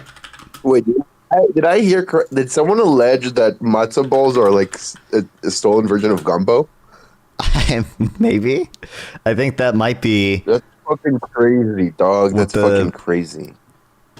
Didn't you steal all your food? Isn't your entire culture fake? Isn't it just stolen from Right. the rest of the Middle East? That's what I heard. That's what Vosh said. And I have no reason to doubt Vosh. Did he say that? Yeah, I think he said something along the lines of that. I don't know if I'll be able to like find the clip or anything, but I think he said, I think he basically said that most of Jewish culture or Israeli culture was stolen. I think he said Israeli. Evil. I mean, does anyone still care about Vosh? Does he still have an audience? Yeah, Vosh is doing surprisingly well. What? I feel like I haven't seen a Vosh supporter in like months. He kind of switched over to doing half the views he used to. He gets like, I don't know, hard to find a video where he breaks 100K. Okay, here's one. Insane Trump freezes all federal assistance. Yeah, but he has in the last 28 days he has 7.3 million. That's actually not even that far from Destiny, I don't think. So how is it? Wait, he got 100K? I thought he was frozen at 400K. He got like 500K now. Let me look at his social blade. Oh, damn. Vosh has more views in Destiny in the last 28 days, although Destiny's probably a bit deflated because of the whole he didn't upload for a few days. Destiny has a little bit more in the last 3 months. Let's see. But okay, let me see his subscriber count. Wait, what the fuck? Let me reset the social blade. Vosh still caters to short stack goblin horse enjoyers. I didn't think there were that many out there. But my understanding is Vosh kind of switched over to just like covering, you know, the news a lot more, and like I don't think he's done a debate in forever. No covering animals or anything. Yeah, no covering animals. Okay. Like Trump threatens to destroy FEMA. ICE agents are literally detaining random people. Like a lot of the stuff is kind of just. Yeah, that's interesting. Like I could see like someone who's not like how many subs does Destiny have again? 800 something thousand. It's like 860,000, I think. What? 850,000. I thought it was like 6. I thought it was 6. No, yeah. Destiny's at 850K. He was at, I think he has lost like 20,000. Oh, it probably has lost a lot. But yeah, that's crazy. I thought, okay, wow. Well, whatever. Vosh is retarded. Destiny is retarded. Vosh is worse, though. And, yeah, whatever. I found this, no, never mind. Don't worry about it. Either way. Okay. Matzo balls are not stolen from Gumbo. Get your shit together, Schizo. Take your meds. And, yeah, Jewish culture is not stolen. It's not stolen. Like, let's say it was stolen. Okay, so what? So should I not be Jewish anymore? Like, what's the point? I should join the Palestinian resistance. Obviously. Yeah, they stole nothing. They stole none of their culture. It's like there's this funny meme where it's like Israeli poet, and it's like, I'll still love my land even if it's burning. And then it's like Palestinian poet, and it's like, I hate Zios. It's just like... Is it a little Notice your racist? channel hasn't an affiliate status yet. got With my greater proven strategies, I'm confident I can help you reach affiliate in just 24 hours. I gotta chat with this guy in Discord. What? Your guest is a That's retard. crazy. Matzo Ball Gumbo is the name of the book. Is that not what the book implies? If the book has that name? You said the book. If the book has that name, and you described the book as showing how like Jewish food and Jewish culture is stolen, I would kind of imagine that they would imply that it is a stolen version of Gumbo. Here, I'm looking. Let's look at the book. Matzo Balls Gumbo. Culinary Tales from the Jewish South. From the colonial era to the present, Marquis Cohen Marcy, Faris I think. Marcy examines Cohen. the present power of food throughout. Maybe. found that throughout Southern Jewish history, she demonstrates with delight and detail how Southern Jews reinvented culinary traditions as they adapted to the customs, landscape. Yes, the book is about how Jewish people stole recipes from blacks in the South. Okay, so I don't know what you mean. Like, you don't. You never. Where does it say that? It doesn't say that. I don't know. I mean, he could just be making this up, but I mean, this is just what the Ian guy is claiming. So, I mean, matzo balls are just like, I think they, I don't know when. What was the first knedela? Give me a second. also, Knedela I is the mean, name for culinary matzo ball. tales of the Jewish South. Does this mean? Like, yeah, here, history, matzo balls. Some historians posit that the copious amount of matzo meal produced during the Industrial Revolution in the 19th century. Others believe the Jews used crumbs left over I don't know from why matzo he's baking not dough. talking about the book if he's an Soup, expert. What the fuck do you mean? It's believed that Jews began placing matzo balls in their soup as Eastern European cuisine began introducing dumplings, traditional foods. Yeah, nowhere does it say they stole it from black people. But, maybe I'm ignorant. And Jews were adapting them to their dietary restrictions. German, Austrian, and Alsatian? I've never heard that word. Jews were first to prepare matzo balls for their soup. Middle Eastern Jews introduced additional variations. An early recipe for matzo ball soup made with What? beef Neither of us stock are is pretending found to in the know Jewish shit. What do you manual or mean? I practical don't understand why. information in Jewish and modern cookery, 1846. Yeah, that doesn't sound like it says they stole it, but maybe they did, and you just saw the right book and completely read it, of course, because you, of course, are very much Obviously. interested in Jewish history. Yeah, it's from Turks. I have no clue if it's from Turks or not. Let's assume it is stolen. What's the point? What's the implication? What should I do now? Join the Turkish resistance fighters. Yeah, You're maybe. ethnically Jewish. I think it sounds like it. Yeah. Me? Yeah, you're my guest. Yeah. I'm Jewish? Yeah. What's the point? I'm so confused. Apologize to Hassan for stealing his balls.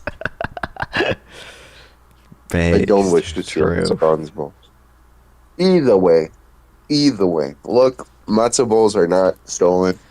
Even if they were, who cares? They're tasty. And gumbo's cool. Black people from the South, I respect them. But we did not steal their culture. We did not. Okay? But yeah. Maybe Jewish rap. Is stolen. I'll give you that. Oh, I'll okay. give you that. Okay. But,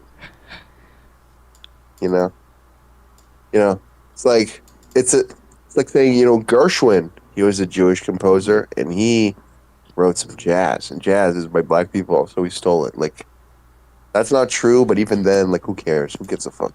Gershwin was Jewish, right? I'm not making it up. Give me a second. Not sure.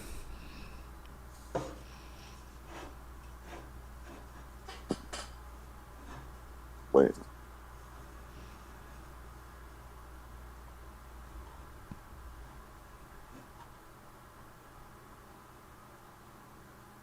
Yeah, Russian Jewish. Okay.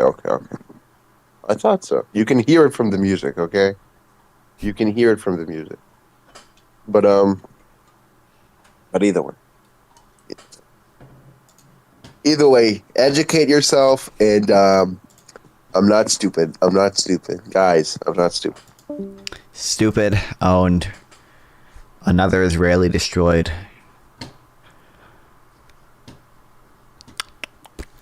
Taking this into account, arguing for the comparability of Israeli history of that to the US, Canada, Australia, and New Zealand, pulls the rug from under the agenda of slinging out Zionism and its deeds as particularly evil.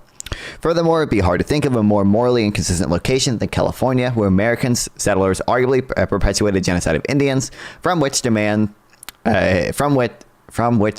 Israel to dismantle its settler colonial legacies. In fact, rigorous scholars who study the applicability of settler colonial framework for the history of Israel-Palestine need not subscribe to a political agenda committed to the end of the state of Israel. Moreover, claiming that structurally Zionist settlers are comparable to American pioneers or South African, I don't know how to pronounce that one, does not necessitate the denial of a historical connection between Jews and a Holy Land, the unique nature of European anti-Semitism, or even requires having sympathy for the Palestinian armed struggle against Zionism. As a matter of fact, even the prominent Zionists make explicit comparisons between their own political movement and those of settlers around the world. I mean, I'm pretty sure... Don't believe me? Like, these people, like, you get, like... I've heard people quote, or like, all the time, like, don't you know, look up Ben Gurion's diary, and he said, blah, blah, blah, blah, blah, blah, blah, blah. Music, what the fuck? Dude, if we just play the Palestinians jazz, is it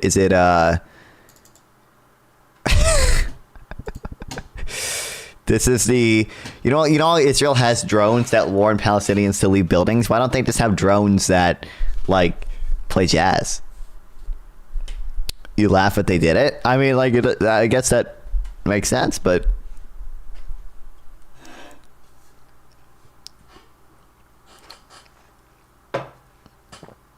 No matter how assimilated it may seem, they're always first and foremost a Jew. Okay.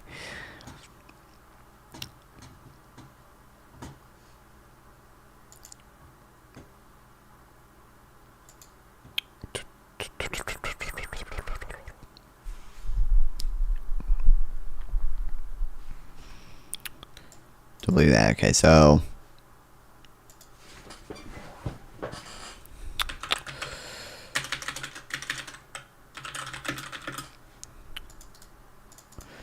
Learning that.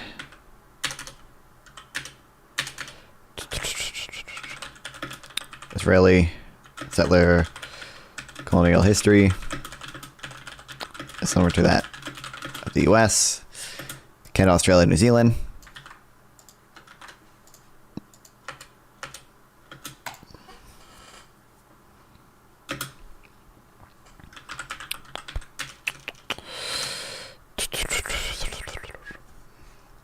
Your guest demonstrated this for us. What? Let's see definition. I don't know what that even means. Listen, you guys voted for him. Best non-fun ally. Could have voted for Isaac.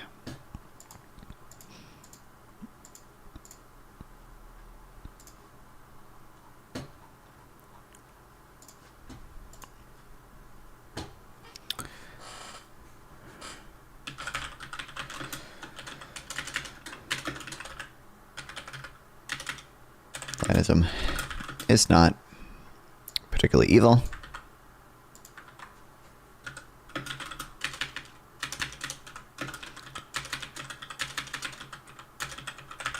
Additionally,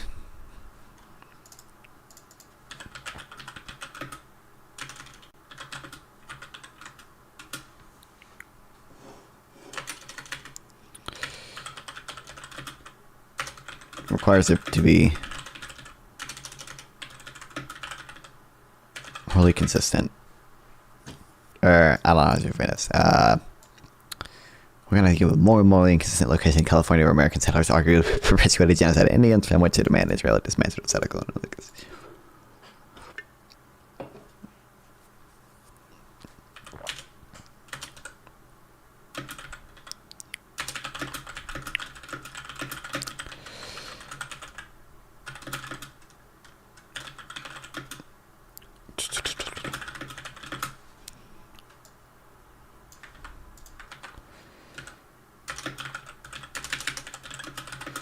Mostly in California,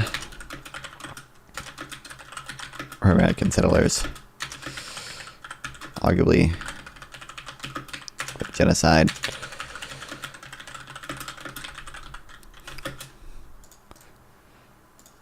against the natives.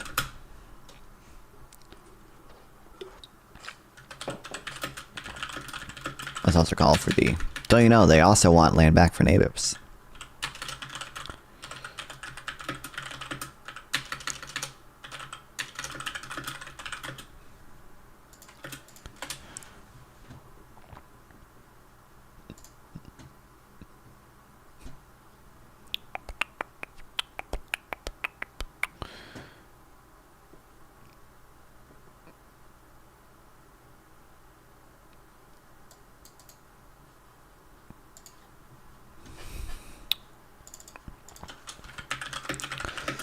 Those of you Israel as settler colonial, you not call for the end of Zionism.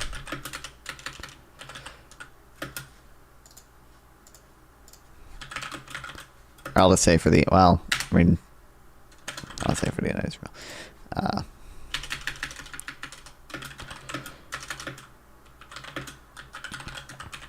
Deny the connection of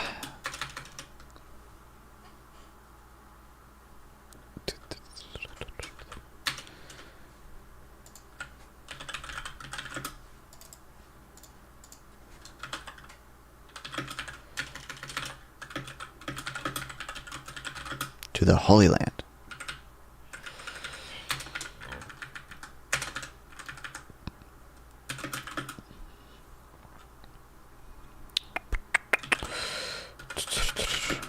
Or diminish the unique nature of European anti-Semitism.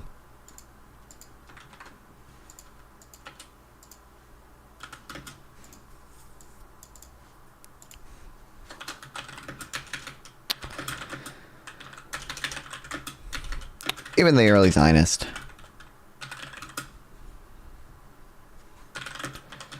explicit comparisons to other settler colonial projects.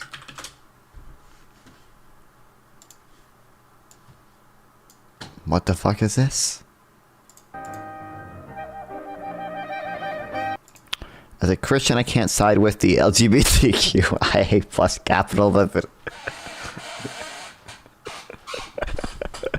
that's the, you know, yeah, that's a good reason for being against Israel, because they have some level of gay rights. They don't even, the marriage in Israel is complicated, because my understanding is that they don't have civil marriage at all. So if gays want to get married, or if even like interfaith people want to get married, they have to go to fucking Cyprus. But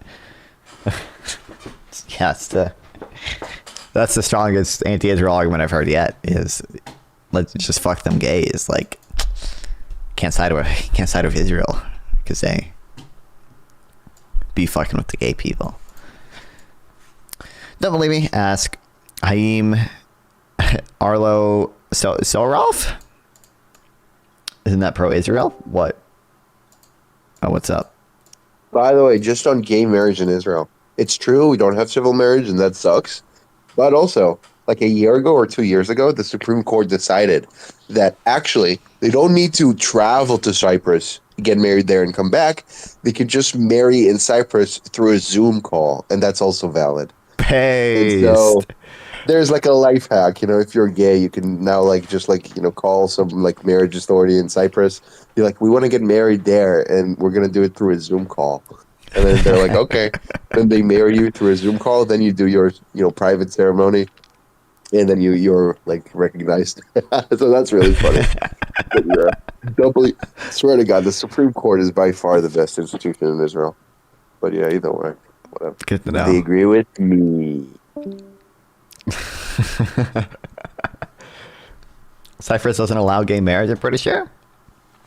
I mean, my understanding, I mean, he just told me, my understanding is that a lot of people in Israel who are, you know, are gay, like get married in Cyprus or do a fucking Zoom call in Cyprus, and that marriage isn't recognized by Israel. Like, I don't know, maybe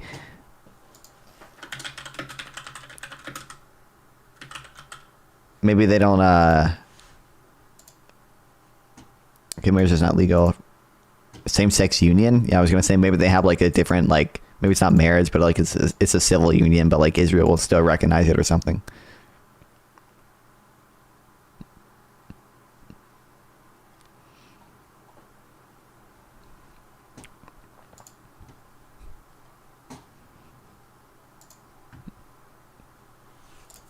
It's so weird to me Poland doesn't have gay marriage.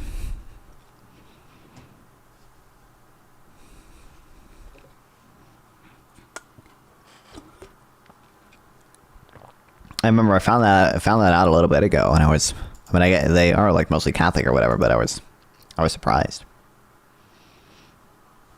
I still don't get why the gays in America want marriage and aren't okay with civil unions. I mean, I don't see how. I don't remember the whole civil. The civil union thing. I don't know if that gave you the same tax benefits or whatever. But like, what's the harm in just giving them a marriage certificate? like if there's not really a difference between the two, then like why not just give them what everyone else can have?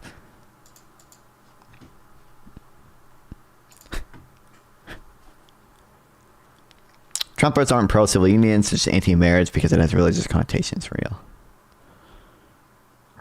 Difference is the religious connotations, yeah, but we're like a secular country.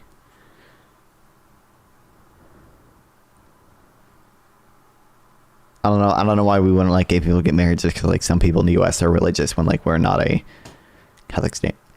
Not just too young to realize that the fact he's never had to pay any bills on his own. Okay. To realize what?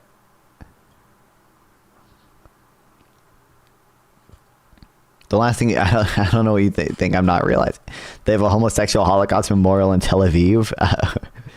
Okay. Good. Yeah, gay people were killed in the Holocaust. I understand that you probably support that. But, for the rest of us who have normal brains and aren't evil, like, I guess you're going to get theocracy soon. Trump doesn't care about theocracy. Trump just cares about expanding the executive branch of power. And I think that's really all he cares about. And not just necessarily the expanding his own power within the executive branch as well. So, yeah. Okay, this guy, 1927. I think it's worth trying to find an equivalent to our problems in the annals of settlements of other countries. According to Arlosoff, comparisons with the US, Australia, and New Zealand cases were unhelpful for the particular similar question he had in mind, but South Africa was almost the only case in which there was a similarity in the objective conditions and problems so as to allow us an analogy. Arlosoff is too much of a leftist. Fine. Zeev, the Iron Wall, Jabotinsky, I know this guy. Himself had no problem comparing the Zionists to the Pilgrim Fathers and the first real pioneers in North America, and the Palestinian Arabs of Arabs Israel to the Sioux, I don't pronounce this, and their rolling prairies. In fact, Jabotinsky's fundamental revisionist argument that peaceful resolution of Palestinians was not possible was based on the frank recognition that all natives resist colonists. My suggestion that Zionists and Israelis shouldn't be afraid to label settler colonialists does not mean it has no negative implications or that settler colonial studies is uncritical of Zionism and Israel. In the main analytical framework, it imposes an understanding that Palestinian displacement in one form or another was inherent in all forms of Zionism. If, however, the history of Israeli-Palestinian conflict is in fact a history of settler colonialism, it may also suggest possibilities for moving forward. Unlike colonial rule, which is premised on the forceful domination of colonizer over the colonized, in a settler colonial regime, there exists a tendency to maintain settler hegemony, but progressively forego oppressive forms of rule and achieving a modus vivendi between settler and native, as perhaps happened within Israel before it expanded its borders in 1967.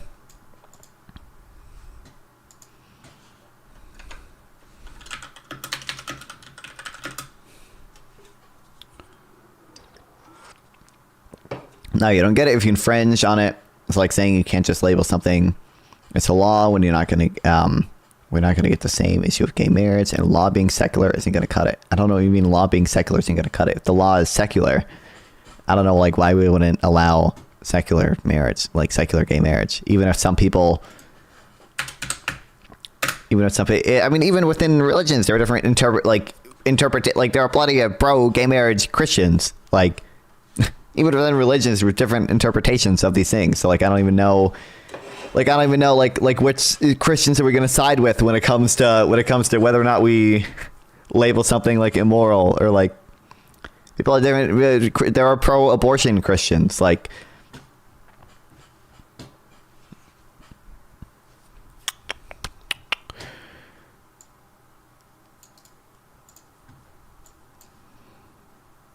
Oh, the socialist Zionist leader. I think Israel killed 100,000 people. What you say? When? In Gaza? Like right now? Like since October 7th?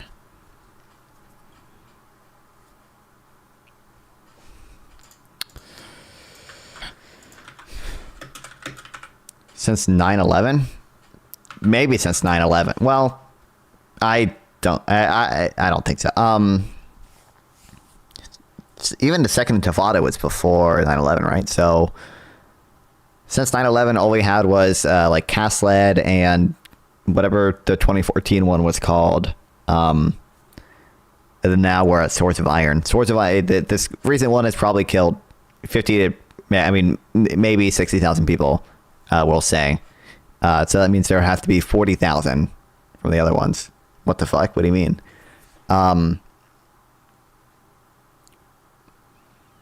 Don't do the hand things. I can't do hand thing. What do you mean? I'm talking. That's how I talk. What was I saying? I don't think that. I think like 2,000 people died in Cast-led or something. Cast-led. Palestinian death toll. 1,400 Palestinians. What was the 2014 Gaza war called? Oh, wow. Wow. Cool. Protective Edge. I think this was probably even the last. Yeah, 67. Or that's 2,000 killed.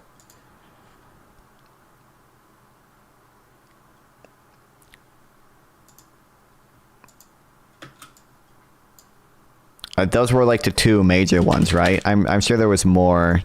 There's more like low level things, but like if I look up like 2021 Gaza war, this probably had like 600 Palestinians killed or something. 256 people killed, which is only 128 civilians.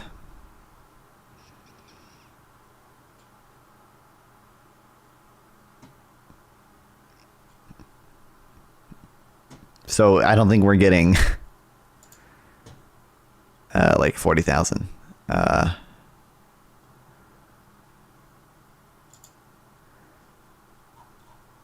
Is there like a timeline of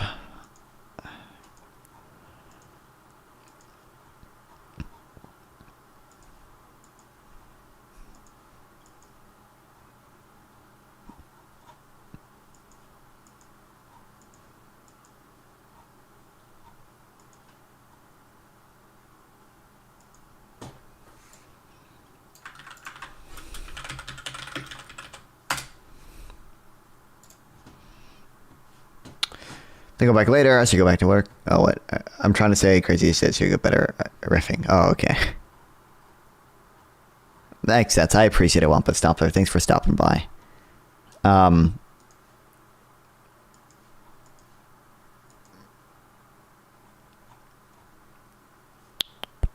Yeah, I don't think there's...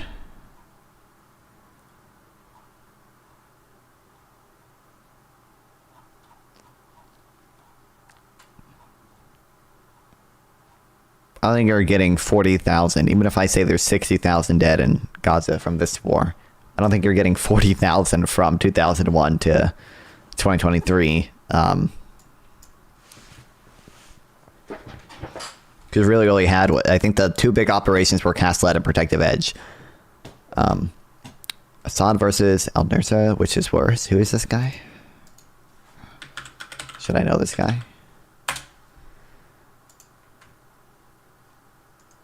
The Conquest of the... What the fuck? Fort King Gaza seems slow, no lie. I mean, and I was giving you 60,000 for the sake of the hypothetical or whatever, but there's no good way to know. Just like there's no good way to know how many like people are dead in at least in Russian occupied territory in Ukraine. There's obviously like Hamas's HTS is HTS seemingly is better, like so far at least. I don't want to bet on the dead. Real. I just there's no good way to know. It's probably somewhere. It wouldn't surprise me if we'll do a reading on the death count later, either later today or tomorrow. But I do like betting. It wouldn't surprise me if the number like I think they're at 50,000, almost 50. They're at like 46,000 plus like 10,000 in rubble estimated or something. It wouldn't surprise me if that number was actually around accurate. But I don't think the composition of them was accurate. I think that they're underreporting male deaths, adult male deaths, and obviously not all those include. I mean, that number again includes militants and people killed by Hamas, because Hamas also kills people in the Gaza Strip. It's like, you know.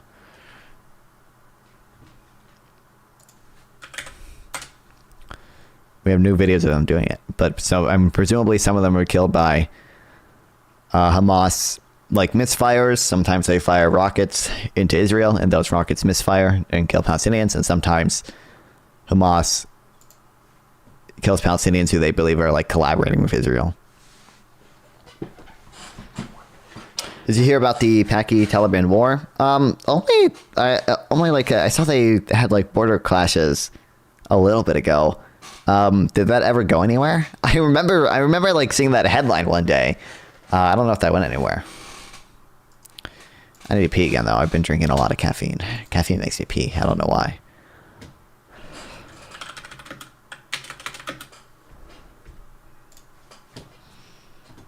It's still going on. Not covered at SL. I mean, presumably it's not that high intensity, but I probably should have been on this, huh?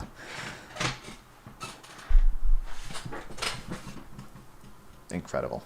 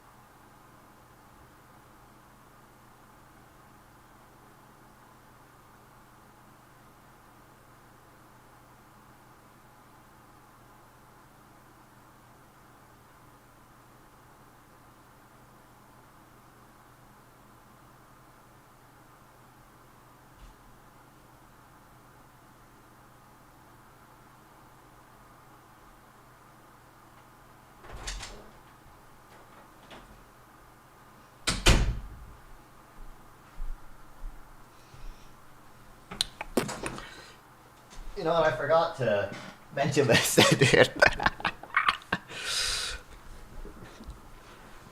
Hold on, this was funny when this happened.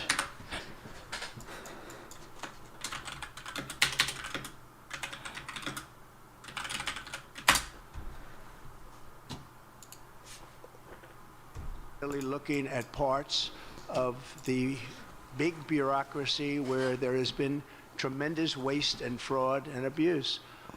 In that process, we identified and stopped $50 million being sent to Gaza to buy condoms for Hamas. 50 million. And you know what's happened to them? They've used them as a method of making bombs. How about that? Before we begin, I want to provide Owned. a brief Destroyed. There's no. What's funny? It's funny because Trump is insane, and he is a funny way of like speaking. And I don't think there's as far as I've seen, there's no evidence that Hamas has used these condoms for bombs in this war. But Hamas has made rockets, or sorry, not rockets, like incendiary balloons with condoms before.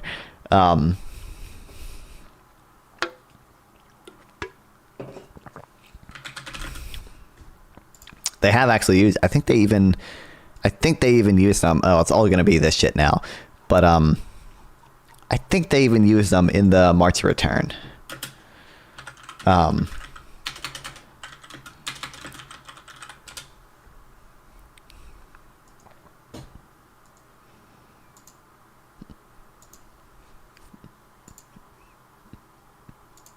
It's all gonna be like new shit, but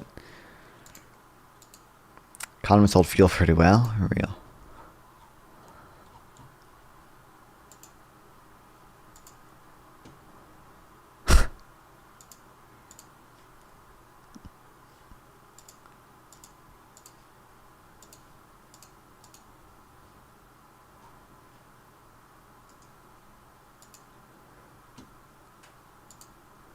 This was in 2020, but I swear I remember reading about. God, was it from the Jewish Virtual Library? Jewish Virtual Library. What's your return? Swear, I remember.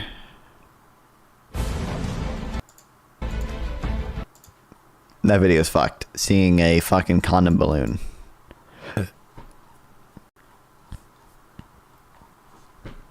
Maybe I'm not. Maybe I'm making shit up, but.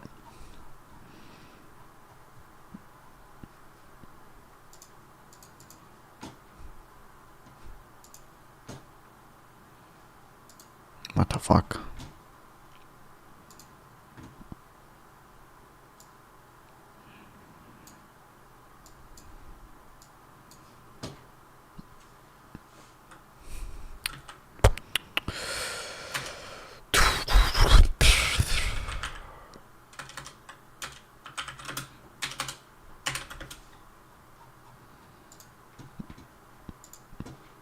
Oh, is this?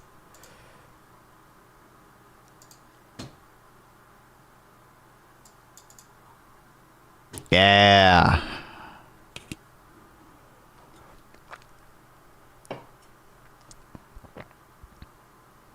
True.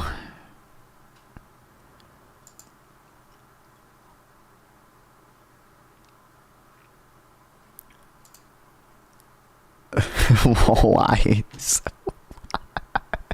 Why are they tweeting this? They ratioed him too, based.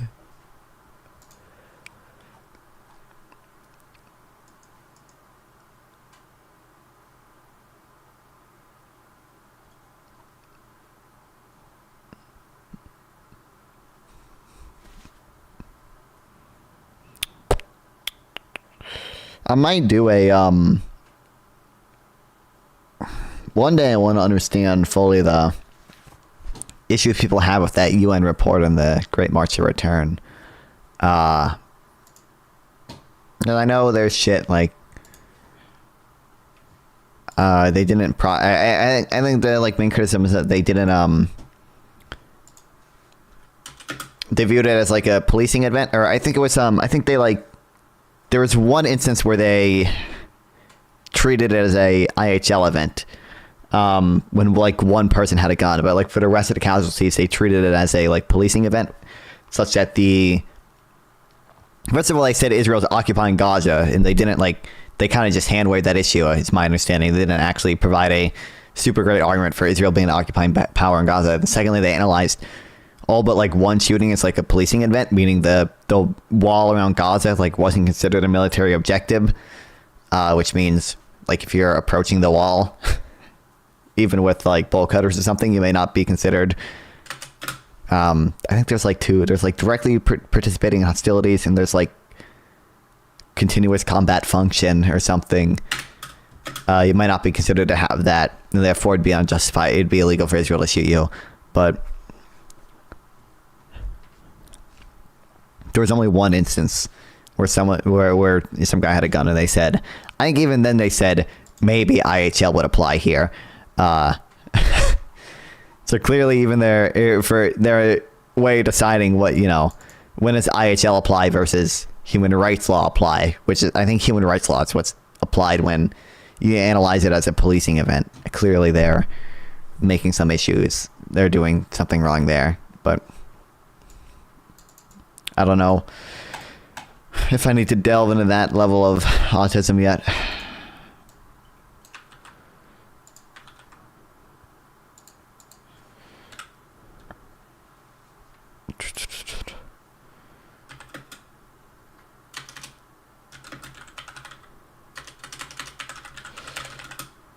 Including South Africa was almost the only case in which is similarity in objective and conditions.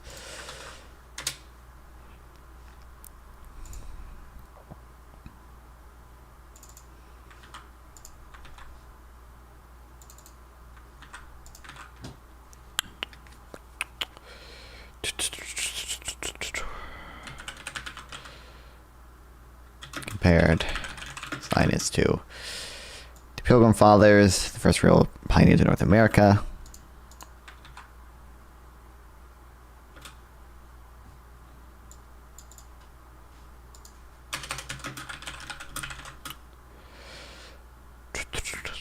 Basing is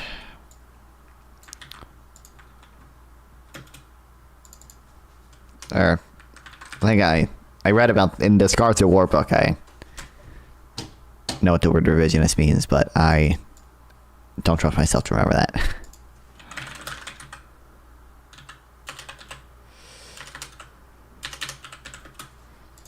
Resolutions with Palestine is not possible.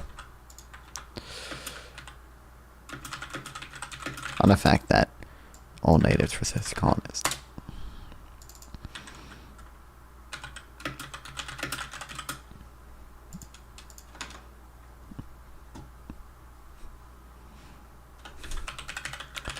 Suggesting Zionists do not shy away from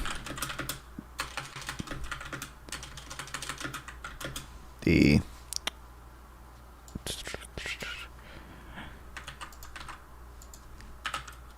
label of settler colonists. Settler colonist.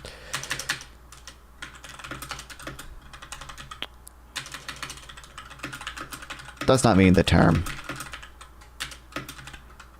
has no negative implications.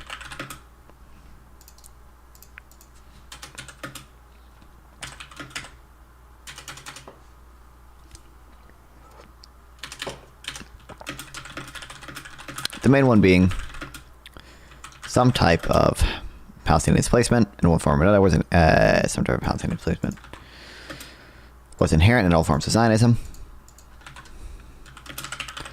However, it does suggest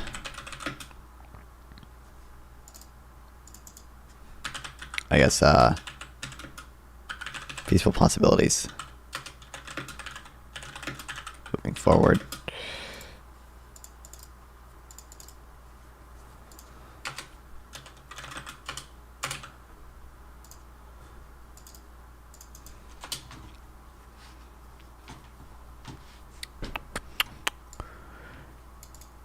Unlike colonial rule, which is premised on the forceful domination of colonized or colonized and settler colonial regimes, there exists a tendency to maintain settler hegemony, but progressively forego oppressive forms of rule and achieve a modus vivendi. I'm assuming. Yeah, way of life, okay. Between settler and native, as perhaps happened with Israel before it expanded its borders in 1967. Had the two-state solution been implemented, it would have represented a precedent in which indigenous political leadership recognized settler rule over 78% of what they consider to be their historic homeland. The decline of the two-state solution and the improbability of another massive flight of Palestinians from the territory under Israeli control suggests that Israel will not follow the path of the U.S., Australia, and Canada, which all have accommodated their indigenous communities with semi-sovereign reservations. Israel, though, is probably headed towards more arrangements similar to that of South Africa, settler colonialism, a consolidation into a democratic republic in which whites are recognized as sons of the land, and yet still enjoy many of the privileges they accumulated during apartheid. In Israel, apart from the left, Haaretz's own Gideon Levy and Rogel Elfer, right? I think, and right, President Ruby, I'm going to call him Ruby, MK, Yarada Glick. There's growing sentiment in favor of pursuing this particular one-state settler colonial road. When was this written? 2016.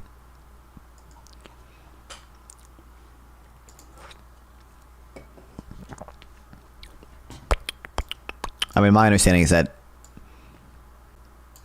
the right in Israel is basically not that open to a Palestinian state. And don't want to just annex all the West Bank because of the demographic concerns. But the left in Israel is mostly a two-state solution, not one-state solution. That's my, I mean, I could be wrong. I don't know.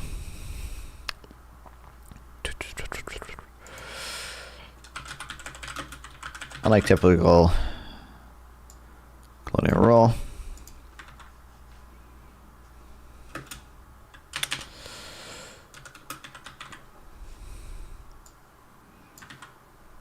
settler colonial regimes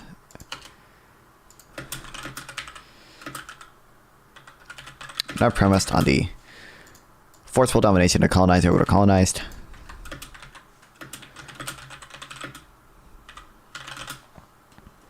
And instead,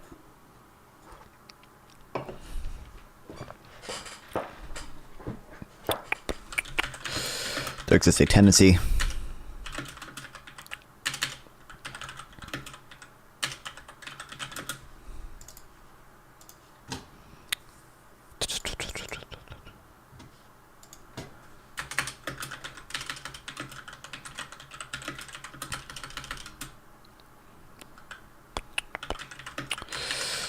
peaceful way of life.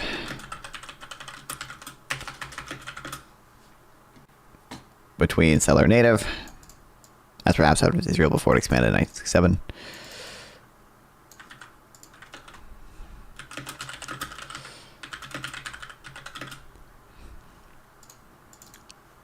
I gotta say this perhaps happened within Israel.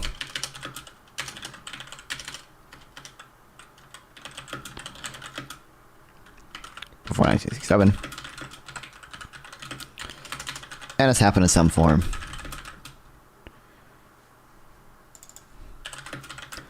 in the US, Australia, and Canada, which have all accommodated their indigenous communities with semi-sovereign reservations.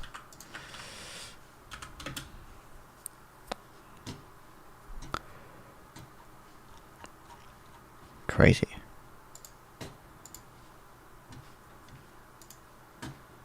Okay. What are these next two in a little bit? I think I might just read this right now.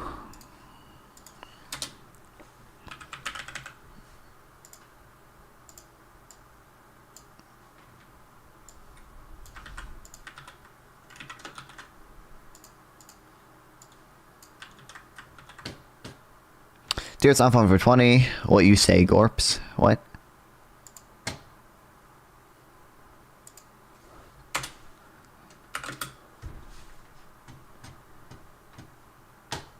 Oh, what say you, Gorps? Huh? trying to blow you up. I appreciate it.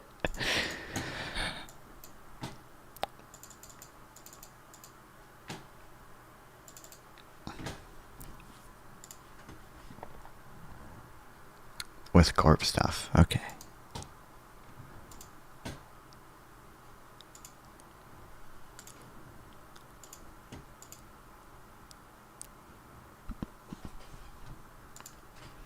Dog.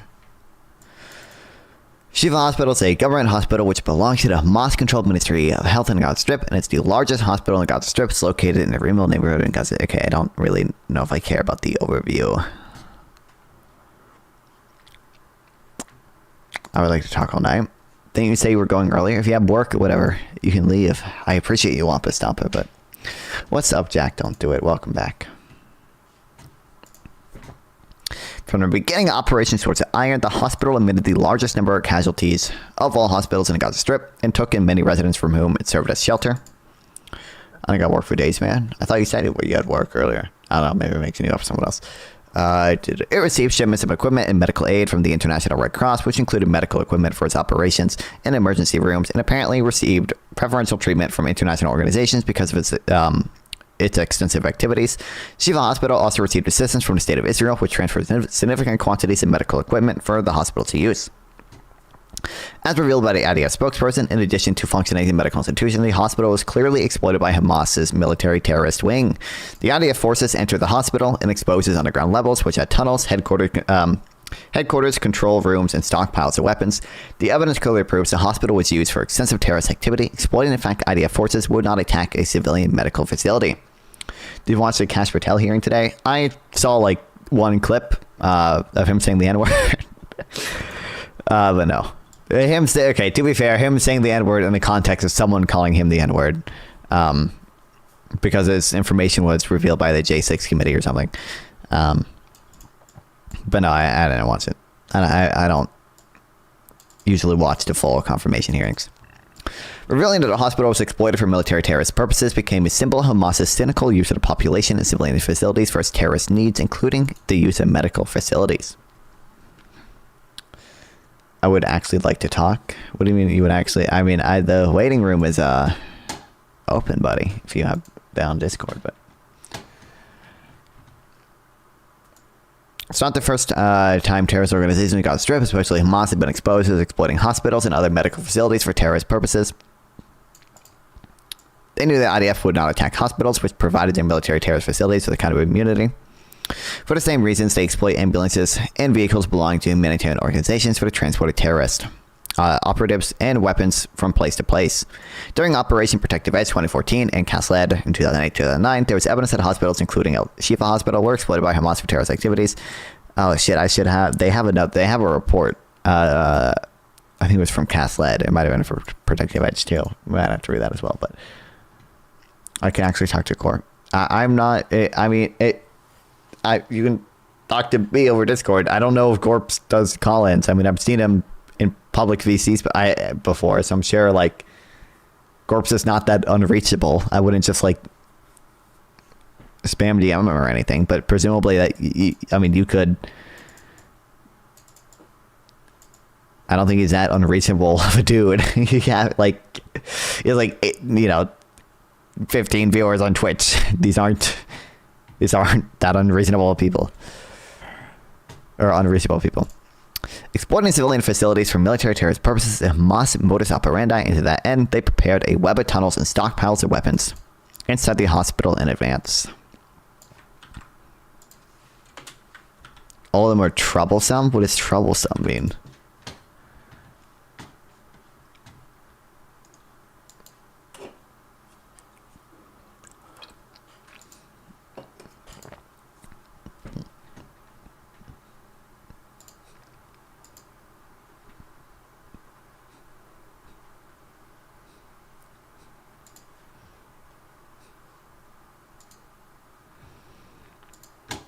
Wait, I can actually talk to non-fun. I'm not brother. I have 5 fucking viewers right now. I'm not unreachable, man. Did exclamation mark Discord in the chat, brother. Not that unreachable. Although we do have 12 on YouTube, so I'm kind of the shit. What can I say? I'm gonna have to schedule an appointment with my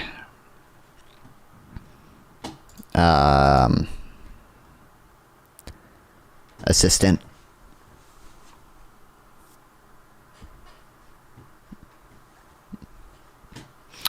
On the afternoon of October 27th, during a briefing to the international media, the IDF spokesperson reported, according to intelligence information, Hamas headquarters were situated under Al-Shifa Hospital.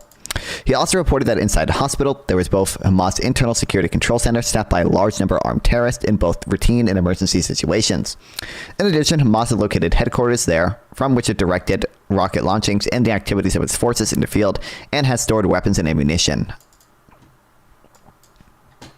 IDF website, Who you talking to, man? The guy in Twitch chat. I'm hella drunk. Oh, that explains a lot, actually, because that explains why I'm having a hard time understanding what you're trying to say.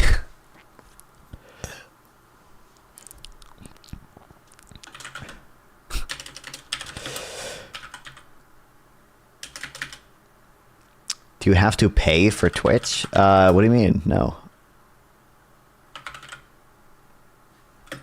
I never use it. No, Twitch is it's like YouTube. It's free to. There's ads on YouTube too, but I mean Twitch is it's free. You just go to Twitch and you just like YouTube, just like YouTube right now. I mean it's a little. I mean the layout's different and like you can't rewind on Twitch. Twitch is a little less delayed though.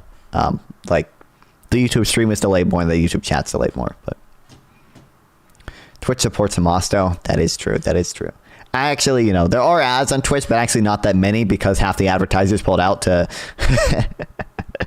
because they don't do anything about people supporting Hamas. But IDF claimed. Can I copy images from the PDF? Fuck. I mean, I can just take screenshots, but they're still low quality. Hold on. Why don't they have a fucking citation?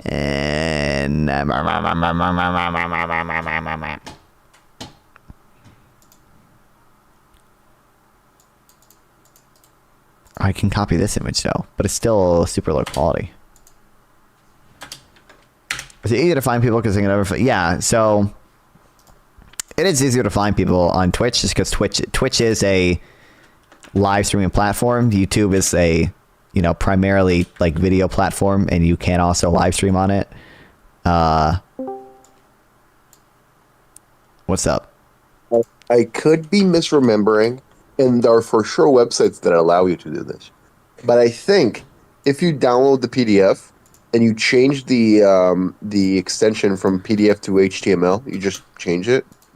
I think it will like show you all the images or something. Like I forgot exactly how to do it, but like there are tutorials online on how to extract like the original images from PDFs.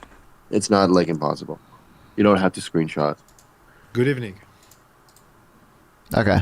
For sure, there are websites that like like extract image from PDF and it just like shows you a list of all the images in the PDF or whatever. Yeah, it is low quality though. I don't know why they like. I can copy the image from here, but it's still like.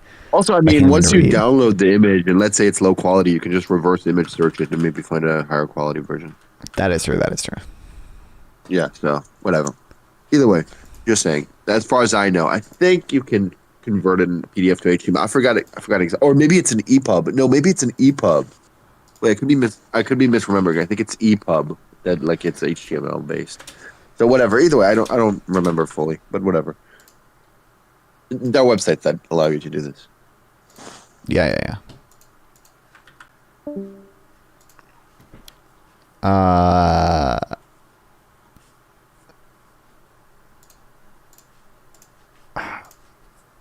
feel like Corpse is just going to completely write off anything directly from the IDF, but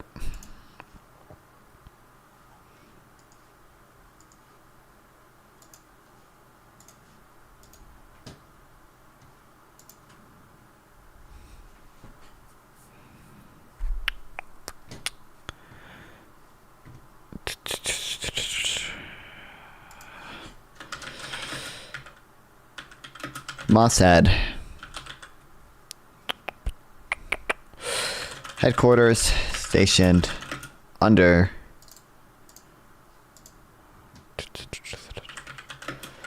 Does Corpse know you're Jewish? I don't.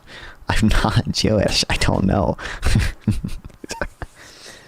I don't know if he knows that I'm not. I don't know. I don't know if he thinks that I am.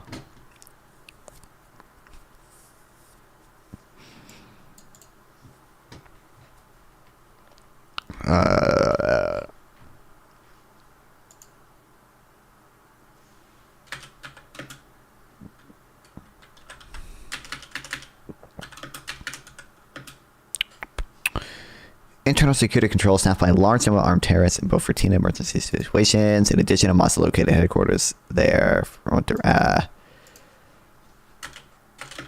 just say from which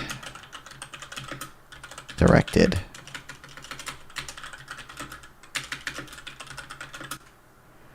rocket launches. Everyone thinks you are non-fun. Okay, then I'll just take credit for it. I'm Jewish. I'm Jewish and no one can falsify this information. Unless you look at all the old clips of me saying that I'm not Jewish. I was lying then. That's just what us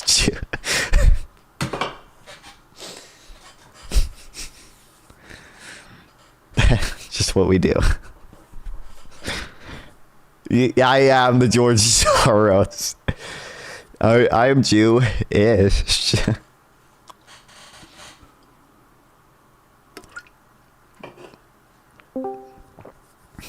Uh-oh. Oh, whoa. Finish no. that sentence. Finish that sentence. Yeah, finish that sentence. Oh, no. Finish it. Come on. You won't. That was funny. That was really funny. But yeah. Yeah, non-fun, he gets infinite K passes, okay? A-word passes. He gets them. Good to But know. yeah. Good to know. Don't say them on stream, though. That'd be a bad idea. Yeah, I don't think it would be good. But either way. Yeah, that was funny.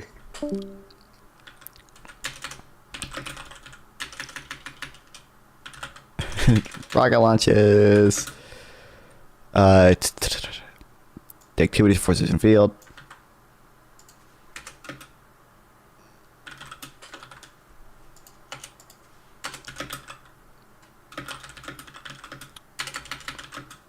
As well as storing weapons and ammunition.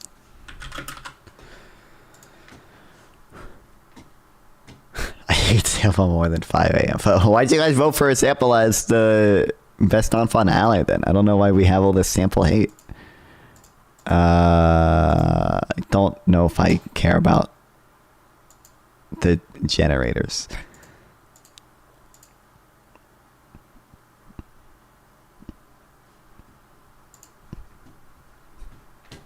But you do hate him because he's Jewish? I'm Jewish. How can I hate him? How can I hate Jewish people? On November 14th, the IDF forces initiated a maneuver in a specific location in a hospital compound where they had intelligence indicating the activity of Hamas terrorists. They began operations after hospital management had been informed of the entry forces into the compound, and an effort had been made to evacuate patients and sheltering residents, for which IDF opened a designated secure route. IDF forces also delivered medical equipment, incubators, and baby food to the hospital.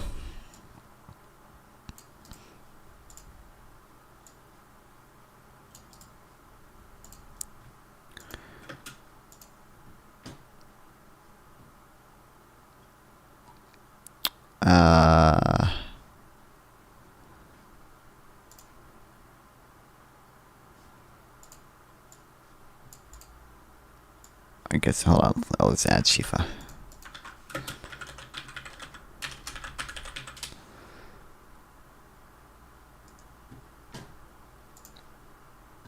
Is this the video where he pointed at the calendar and everyone got mad at him? Oh no, this is the other guy.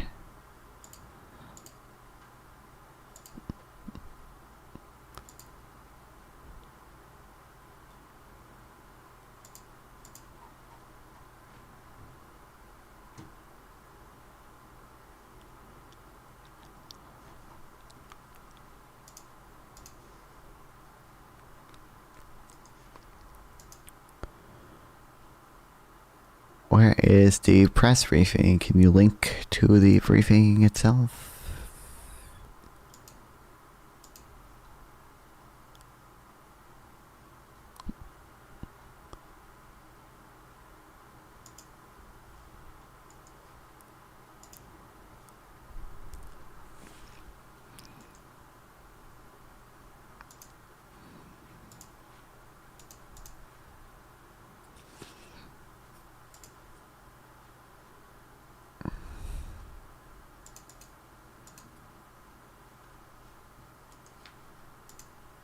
Okay, Times of Israel. Come on, Times of Israel.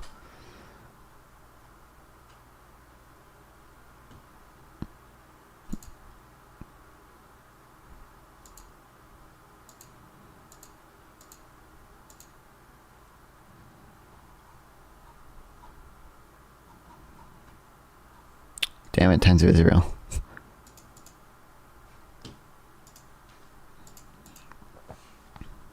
Okay.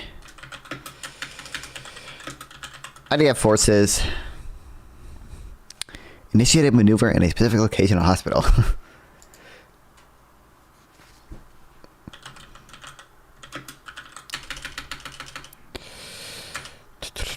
Entered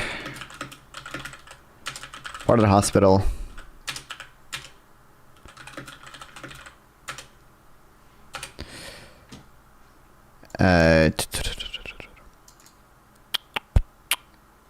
Where they had intelligence indicating the activity of Hamas terrorists.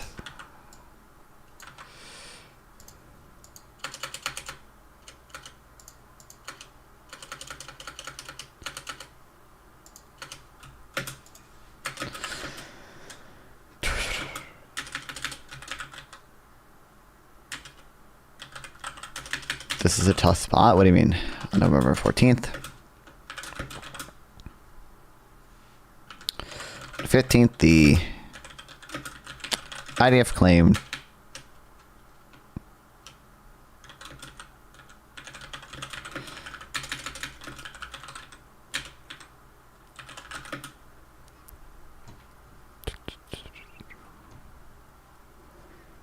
operation had only begun after informing hospital management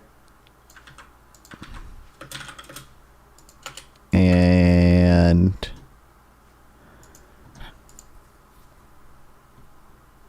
an effort had been made to evacuate patients and sheltering residents, for which the IDF opened a designated secure route. I wonder if there's any evidence not from the IDF to that, because that's the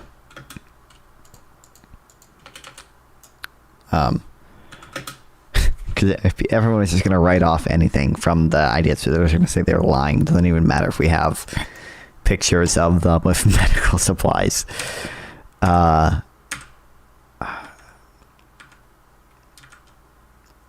faked. That's real though. This is real. Anything that is bad is real. Yeah, the graves, real. Oh wait, no, wait, these are Israeli graves. Nope, this is fake. Never mind. Sorry. I'd like to thank you for all the good times. I appreciate it, Wampa Stomper.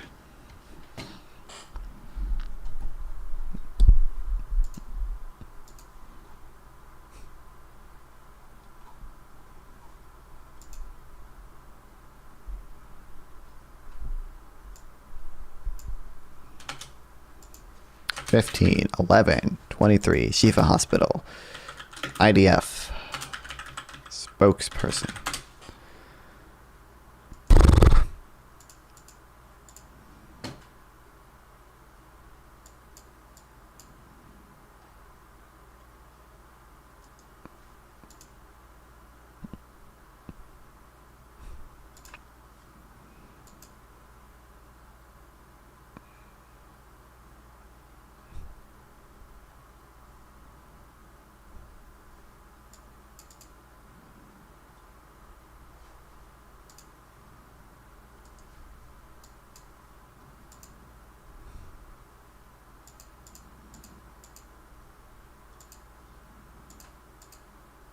Do they have clips from the video?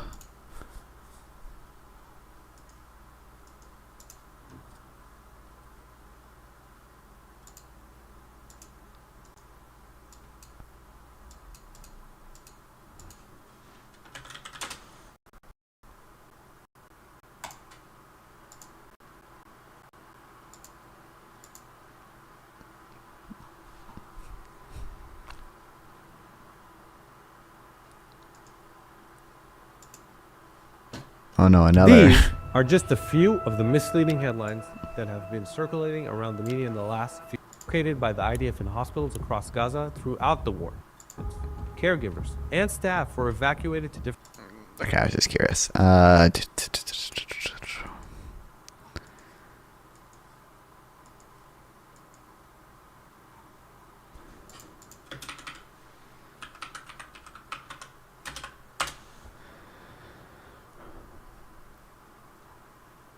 Can I do like from on YouTube?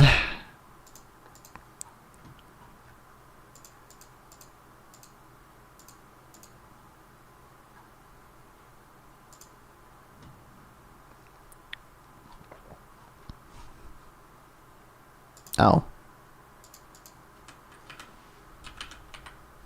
I'll do like 11, 13, 23 to 11, 15, 23. Search. Oh, what the fuck?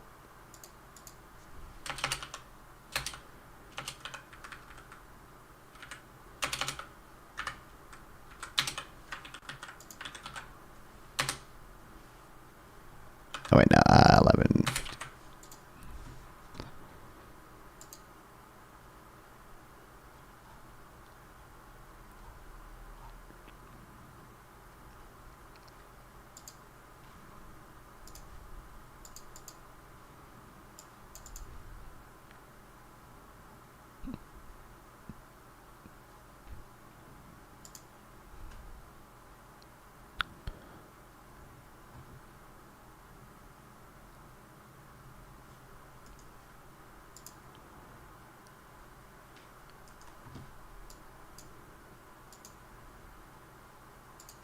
Oh, fuck you, IDF. What the fuck? What do you mean, bro? Dog. Dog.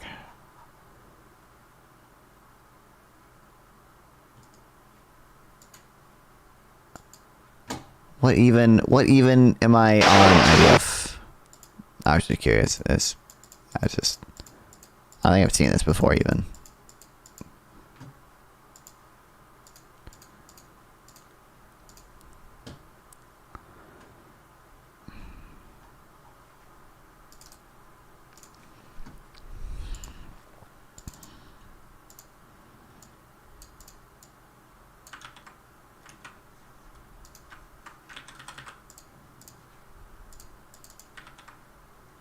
Why is it not doing it should automatically insert the link. I don't know why it doesn't. I guess I can just do this. She could not find a tool. Oh wait, you know what?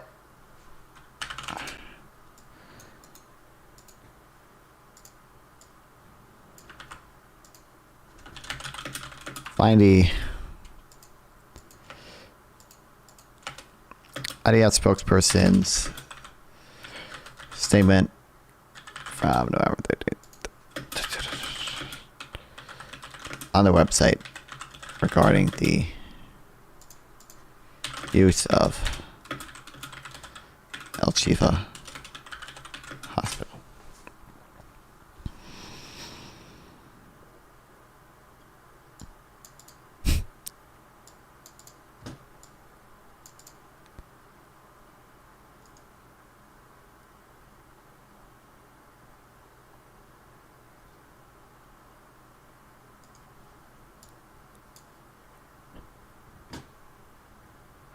Well, here's another thing with clips from the video. Why can't you just link the fucking video?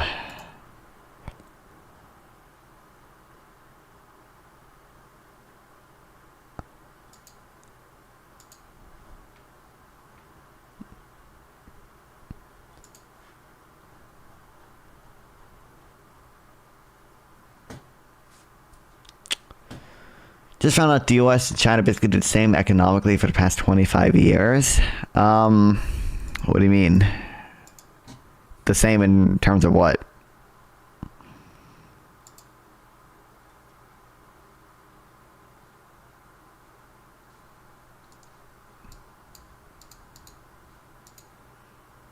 They grew the same amount? Really? I would expect China to have grown faster. It just started from a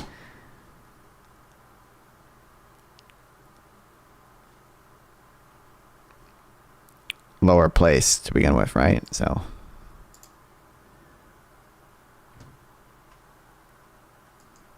it's the video with this dude.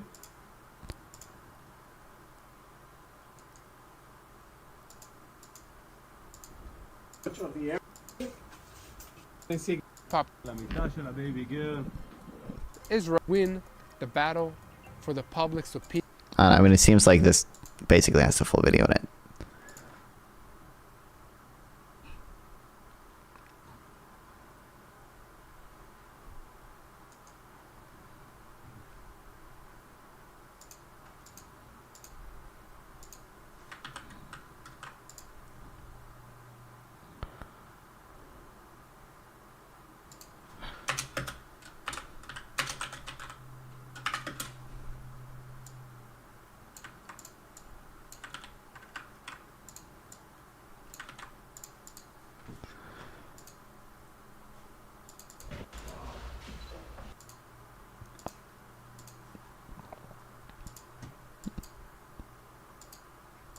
If I reverse image search this.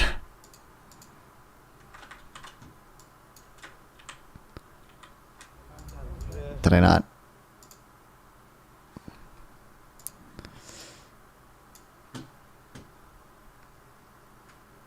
They both grew about 17 trillion since 2001. Okay.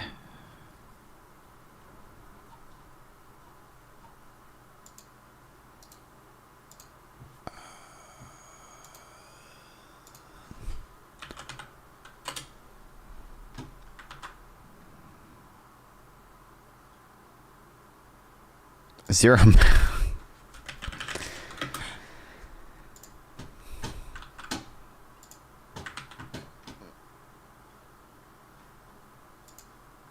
Okay, exact matches. Fuck you. Okay, this is an exact match, so I don't know.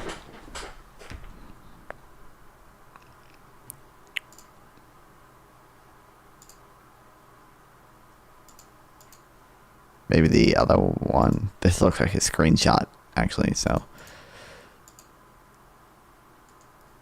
Maybe this Facebook thing will link to it. Oh, I have a Facebook notification.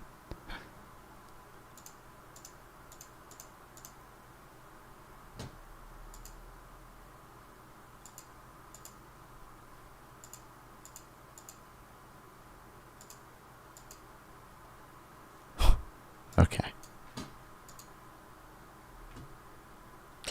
Oh, damn. My content is blocked due to copyrighted audio on Facebook.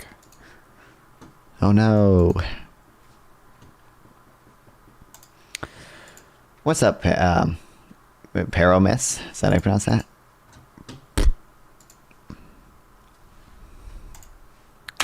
Okay, regardless. IDF activity at the site proved the suspicions had been correct, and significant quantity of evidence was shown that Hamas exploited the hospital for military purposes. The forces on the located on operational headquarters, weapons, and technical equipment in Hamas's MRI building. What are you looking? We're just reading shit about Hamas right now. IDF forces located weapons and equipment in the hospitals. Are you not gonna play? No. Play what? Like games? Like, what's up? Bro, I'm opening the PBG thing you sent me, right? First, you're sending me the link to what's scheduled to be uploaded, right? This is not uploaded yet, right? It's unlisted, yeah. Yeah, okay. Second thing, it's just like, I don't know if I have listened to like someone who's illiterate say for the 300th time, oh, real wages have not kept up with inflation. Like, I don't think I have it in me. I don't think I have it in me anymore. It's just like, I think we should just stop saying real wages, and unless we know we're talking to someone competent, and just say inflation adjusted wages. And then, ask them like, how do you think we adjust for inflation? Like, I don't think they even know it's like basic division. But I don't know. I don't know. I don't know. I don't know. Very sad. Very sad. With productivity that Inaccurate. You don't know what back the during fuck you're the talking New about. Deal. I've done. Where was that in this video? Productivity that whatever- Inaccurate. You don't know. Thanks for the follow, Perismus. I appreciate it. What Back the fuck during you're the talking New about? I've done the research in this one, PPG. That chart, first of all, uses. The research you're talking about. He gets mad that I cite Cato American in this video. neoliberals took political power, and then we just shipped out these fucking, like you said, we just shipped out these fucking jobs to somewhere to China. So, first of all, a lot of jobs weren't shipped to China. China stole jobs from other countries who were importing things to the U.S. already. So, despite the employment decreasing, output increased. I added this in a weird. These are two separate points, but it kind of sounded like I was making it one point. But basically, like as our trade deficit with China increased, our trade deficit with like Vietnam decreased. China was taking jobs from Vietnams to like make shoes because when we started trading with China, it's not like we were making a ton of shit in the U.S. already. A lot of shit was being made in other like Southeast Asian countries. A lot of shit was being made in Mexico and Canada still. When China opened up the trade, a lot of it didn't displace U.S. production. A lot of it displaced production in those other countries because they're both competing for who imports to the U.S.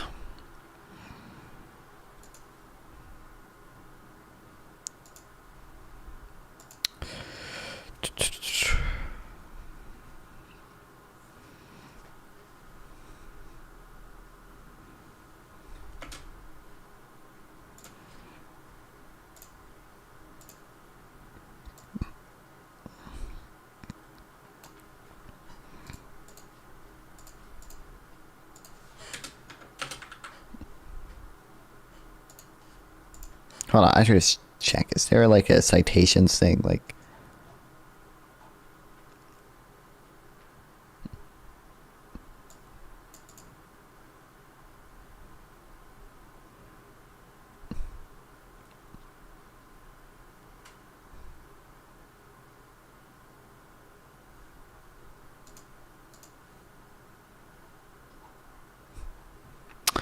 on November 19, 2023, after expanding IDF activity in the site, a tunnel opening was exposed. On November 22nd, 2023, IDF forces exposed a tunnel which was 10 meters deep and 55 meters long, and its route passed under the hospital buildings. It contained a war room which was air-conditioned, which was an air-conditioned hiding place, toilets, and a kitchen, apparently intended for an extended stay. The forces also located a large number of weapons and evidence testifying to the presence of hostages.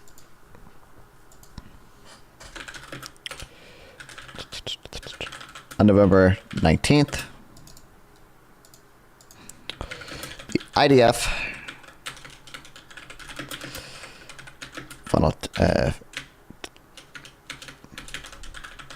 exposed a tunnel opening.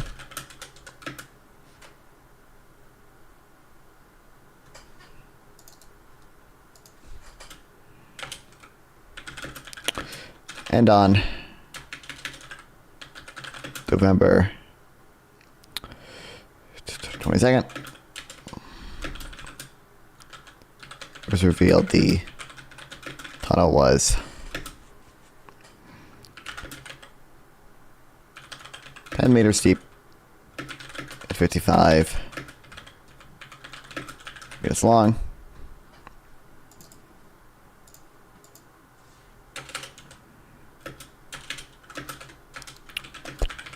Its route passed under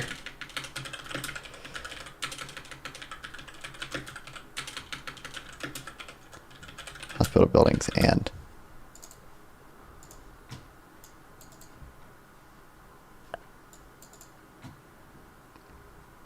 contained a war room which was an air-conditioned hiding place.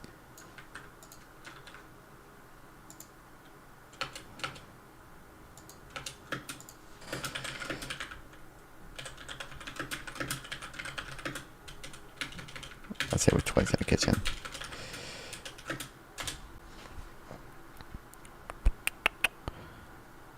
Do you think if I look up this one, it'll come up?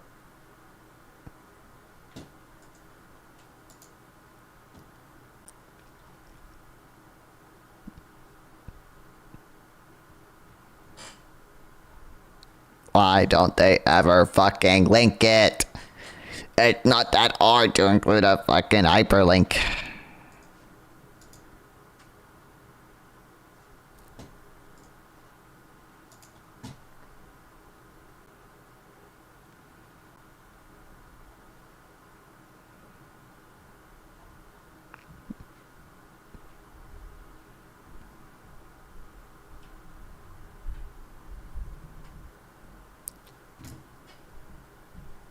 Oh my god. I'm fucking stupid. Hold on. Hold on.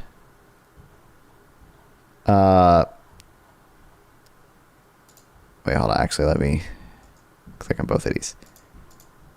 They use stupid dates. That's right. If I click on this, it's 30. They use day, month, year. So I should be doing 15 11 23. Okay, still doesn't fucking work. Never mind. Do I need a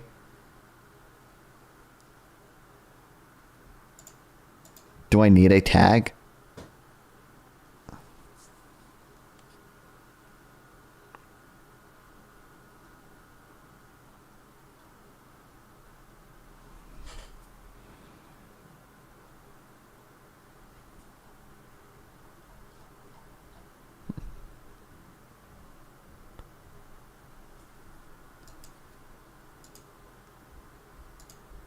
Okay, never mind then. Never mind then. Never mind then.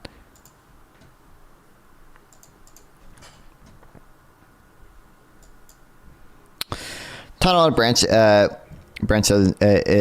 dozens of yards long, which passed under the building, whose construction was financed by Qatar. 2 other tunnel shafts were exposed near the hospital.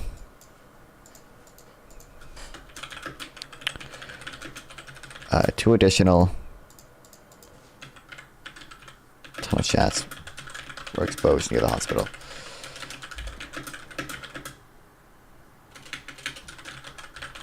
November 23rd. The findings show Hamas used the hospital's electricity and fuel to maintain its funnel system, and operators stored large quantities of weapons in and around the hospital. IDF spokesperson detained hospital director when he tried to move to southern Gaza. On November 24th, a correspondent, Mahmoud Abu Salama, reported from the hospital compound and said it was completely abandoned, and neither patients nor sheltering residents were present.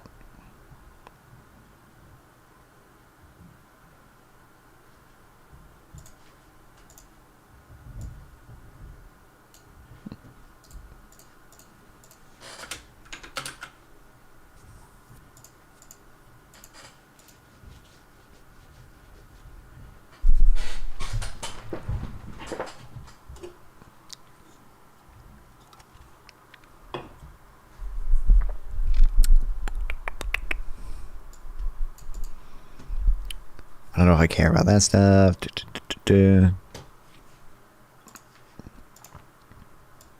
Saw seal fire over to terrorist tunnel breached by IDF forces.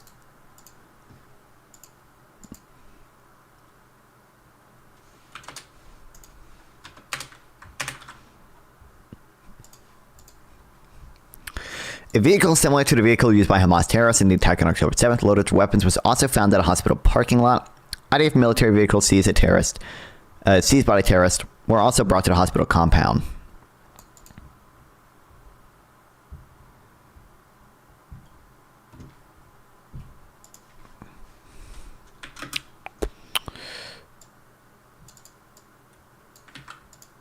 Vehicles similar to those used by Hamas on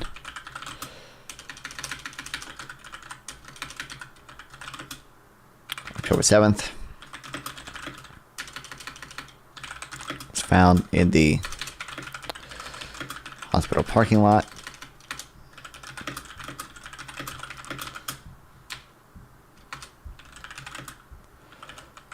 Along with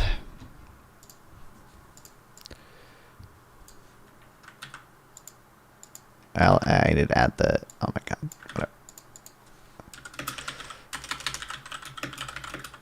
weapons.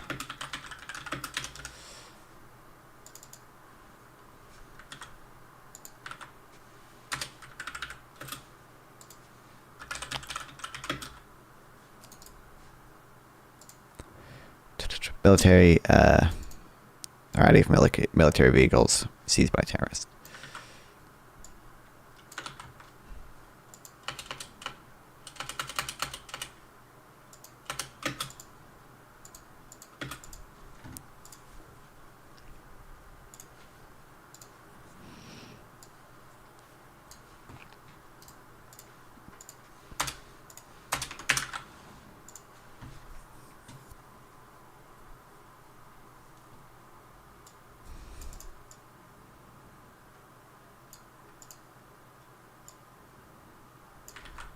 Do you think you can find this one?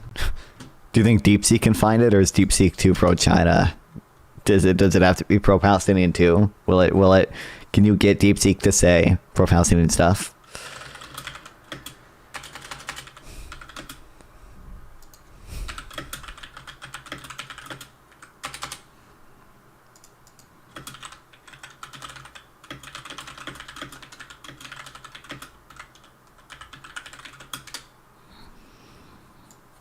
I wonder if ChatGPT can find it.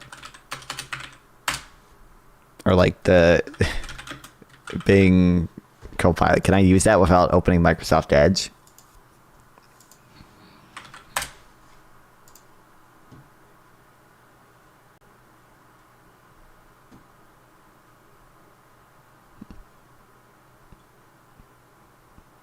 Do you think Wikipedia links to the statements themselves?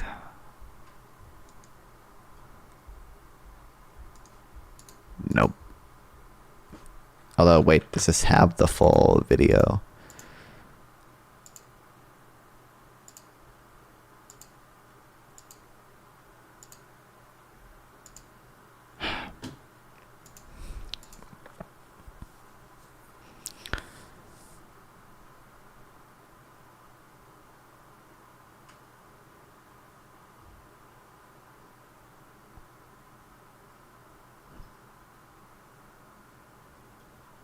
They did not consider like the IDF a trustworthy source. Are they not going to ever cite them?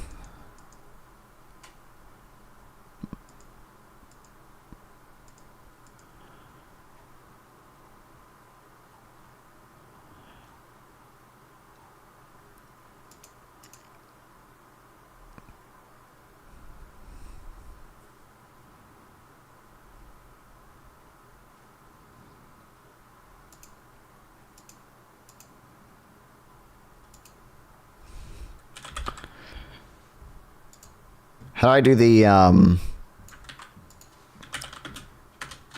the like site? Is it this site? Or IDF.il and then like 15 11 2023.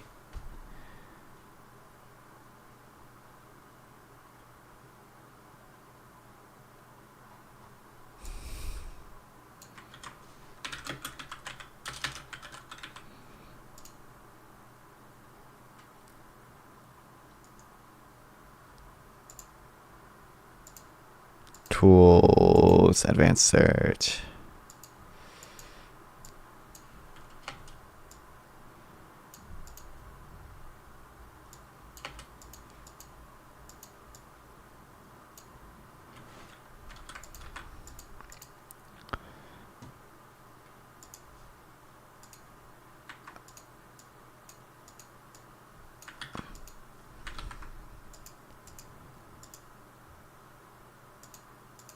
Why is there no date option?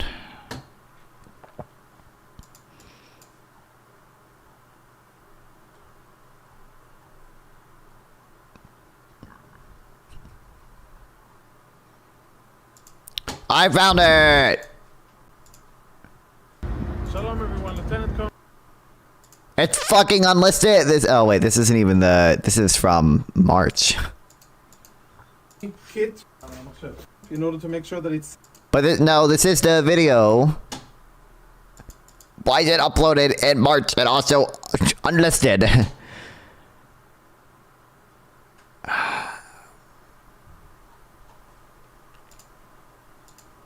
I'll just link fucking this, man.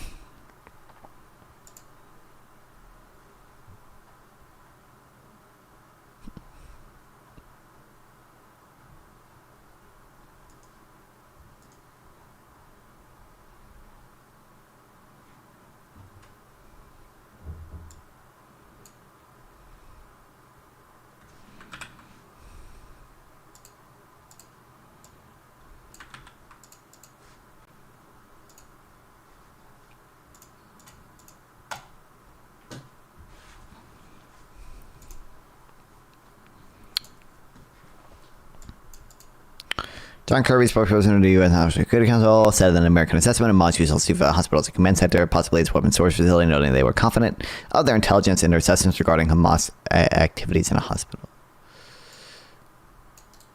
I think if I Reuters this Al-Shifa probably.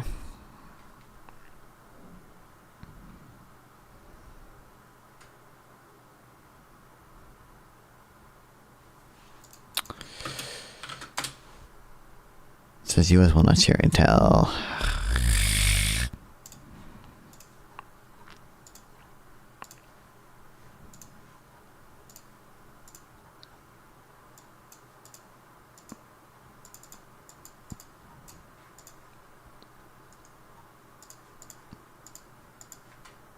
Why is this broken?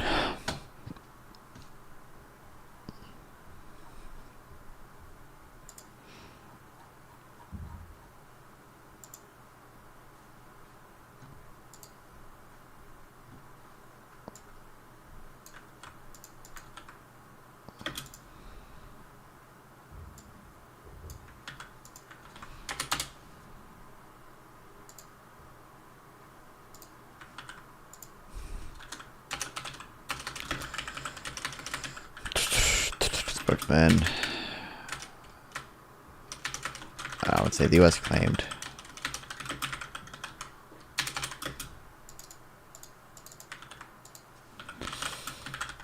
Confident in their own assessment.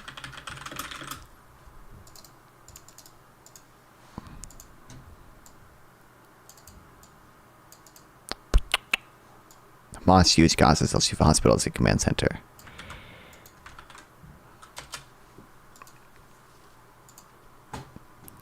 Palestinian testimony. This conversation held with a source in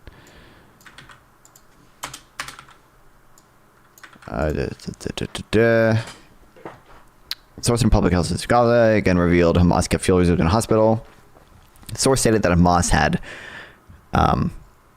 stocks of more than 500,000 liters of fuel under Al-Shifa Hospital. In response to that spokesperson report, a spokesperson for the Ministry of Gaza held claimed accusation false, and the hospital complex was open to everyone. Shiva claimed that the main generator at Shiva Hospital had stopped working due to lack of fuel, causing a blackout in some of the wards. Okay, this is not useful. If I paste this entire thing and I say like, oops.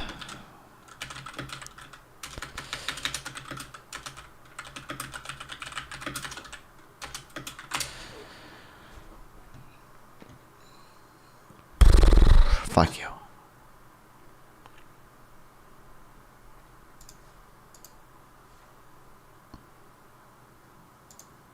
Okay, we might just, I don't know if I even care about this part, so. Responses to the allegations. Hamas strongly denied the ID spokesperson's report and claimed that the report was false and meant to pay the way to attack the Central Hospital, where there are thousands of wounded sick. Even after the entry IDF and the presentation of the evidence, Hamas continued denying it, claiming that the after Israel attacked the hospital was lying what it found there. Benar al-Barsh, director of General Hamas-controlled Ministry of Health in the Gaza Strip, which is located in Civil Hospital, claimed the IDF had not proved Hamas had headquartered in a hospital. He claimed the IDF had blown up food stores in the basement and carried out more more evacuations and explosions. He denied a hospital received incubators from Israel and reported the death of 4 premature babies in a hospital. He also claimed IDF had seized the bodies of 18 Shaheeds. I don't know what that means. Senior Hamas terrorist said the following. Hamas political video said it was a brutal attack based on, okay, blah, blah, blah, all denying it. Yep. Okay, bringing hostages to the hospital in Gaza Strip. IDF spokesperson revealed there was a number of hostages brought to the hospital on October 7th. One of the female soldiers who was kidnapped along with kidnapped and whose bodies was found by the IDF and returned to Israel had been brought to the hospital when she was wounded and murdered on hospital property. On November 16th, the body of another hostage was found in a hospital area. Hamas spokesperson referred to Israel's accusations. The signs of the president hospitals claiming the hospitals were brought to the hospital for medical treatment. That guy claimed Israel was falsifying the facts about the presence of Israeli hostages.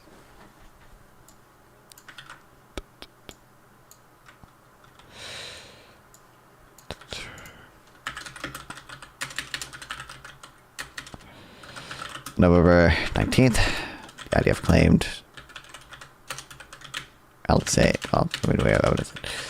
revealed footage.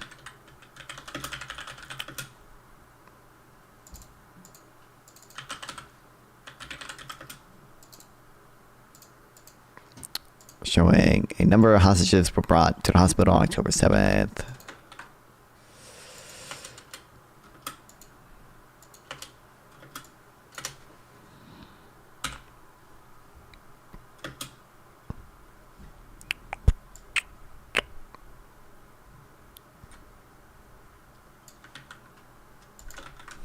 Then on November 16th, body with a hostage found in the hospital area.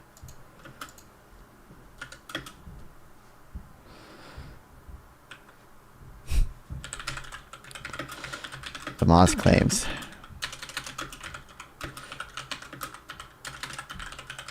they were brought there for medical treatment.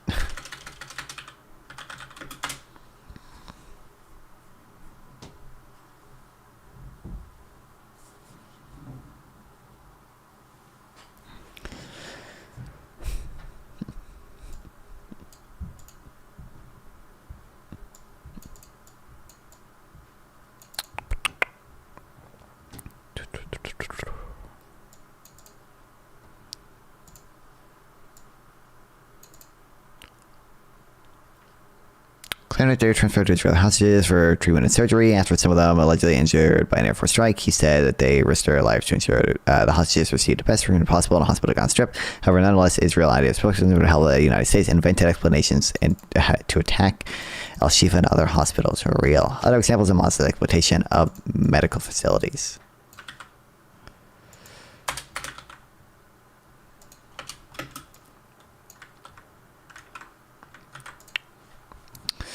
The Indonesian hospital in northern Gaza Strip. Hold on, maybe I'll make this I'll just make this green, and I used heading 3 for the thing, I think, so. Another example of exploitation of hospitals by Hamas is the Indonesian hospital located in Biat Lahia in northern Gaza Strip. The hospital was constructed by the Indonesian government at a cost of $32 million. It was inaugurated in January 2016 and has 110 beds. The IDF exposed the rocket launch pits and terrorist tunnel shaft located in the hospital. November 5th, 2023. The IDF claimed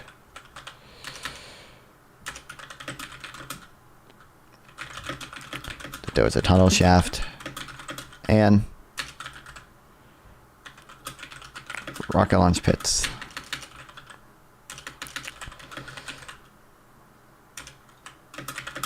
Funding Indonesia built a hospital in Gaza when the people in Indonesia are all poor and have poor health care. I mean, I don't know. I mean, I 32 million, I guess. Like, I don't know how high Indonesia's GDP per capita is. Like, it could be the case that Indonesia is relatively rich compared to Gaza, and it makes sense, but.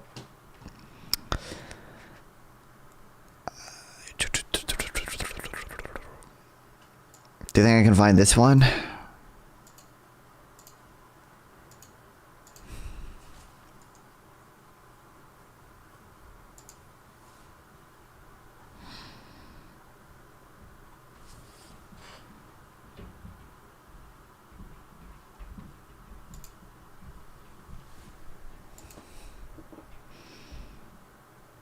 As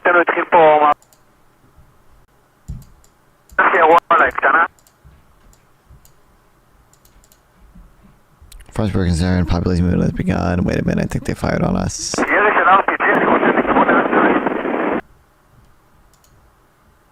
I thought it was going to be footage, but okay.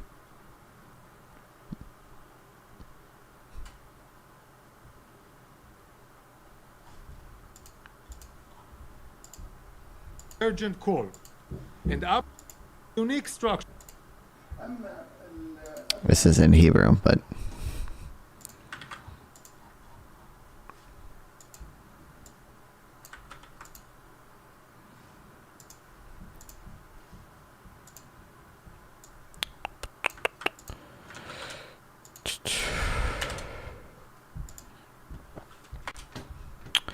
it's high, but it's large. But it's large, but it's poor per capita. Well, that's why I literally said per capita.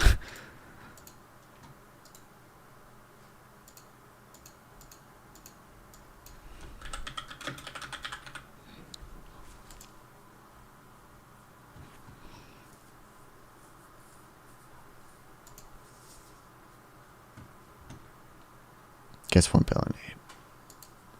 Also, you're forgetting the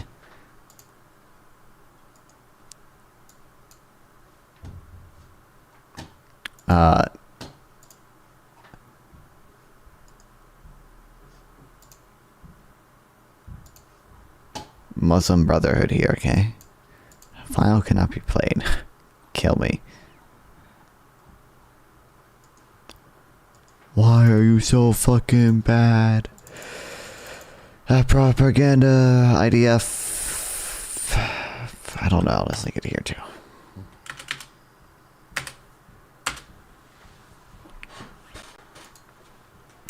Per capita is 1K more well off than Indonesia. Okay.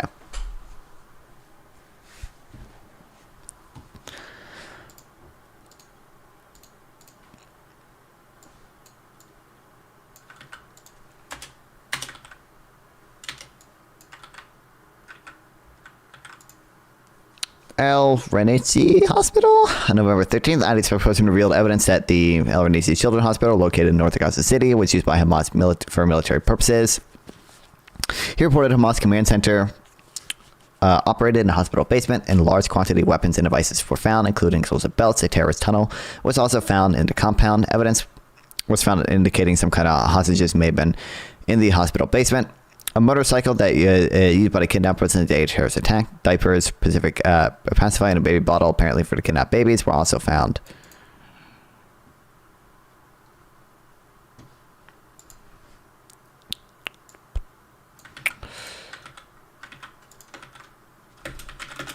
IDF claimed, but it's counting aid and not reported earnings. Okay.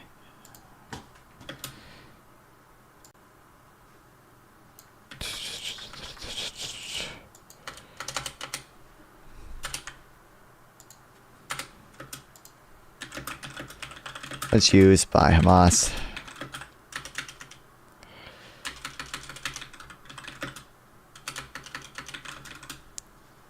As a command center.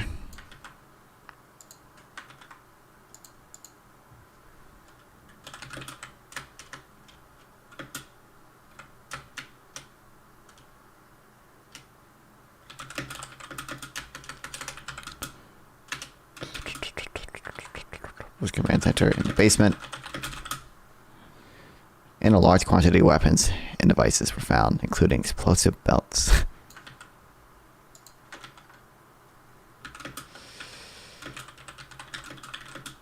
Tunnel was also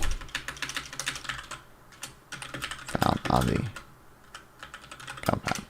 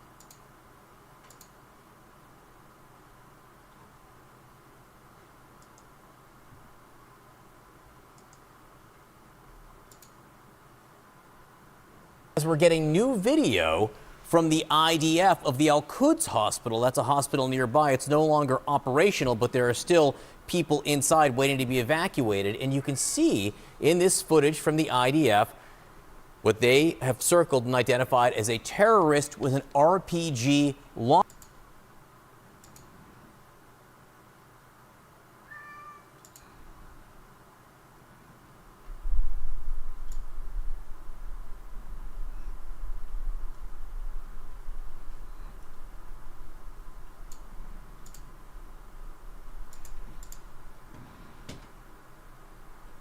November 5th.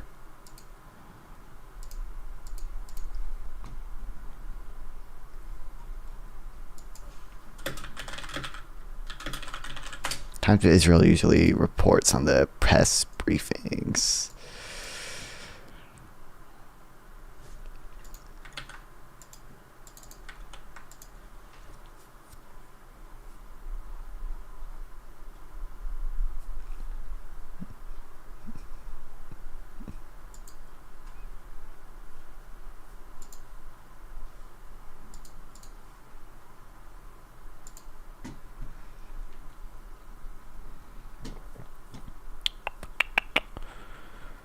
Senior Hamas terrorist denied the claims attributed to the hospital, blah, blah, blah, blah.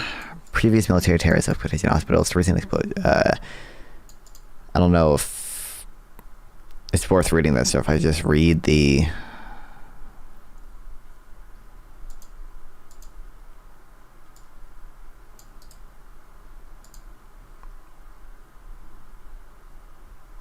I think I read this, actually.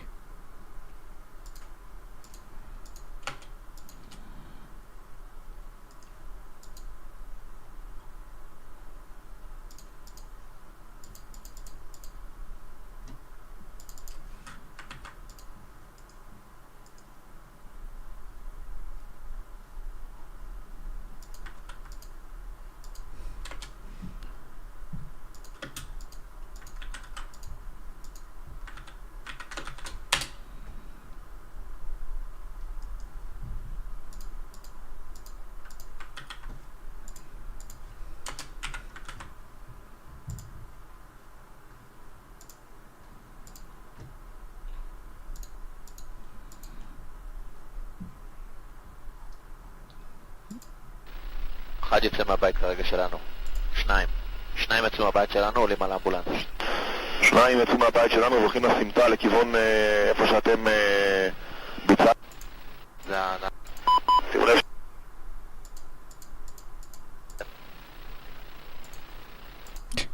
Jesus.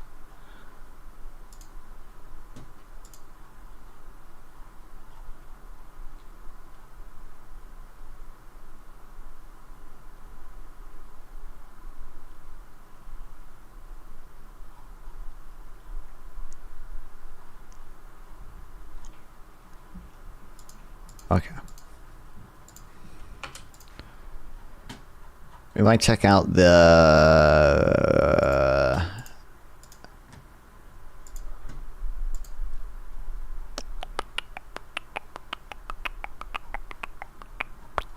thing in a second. The other shit in a second. God, where did I leave off in here? I feel like I started reading this forever ago, so I'm not even sure.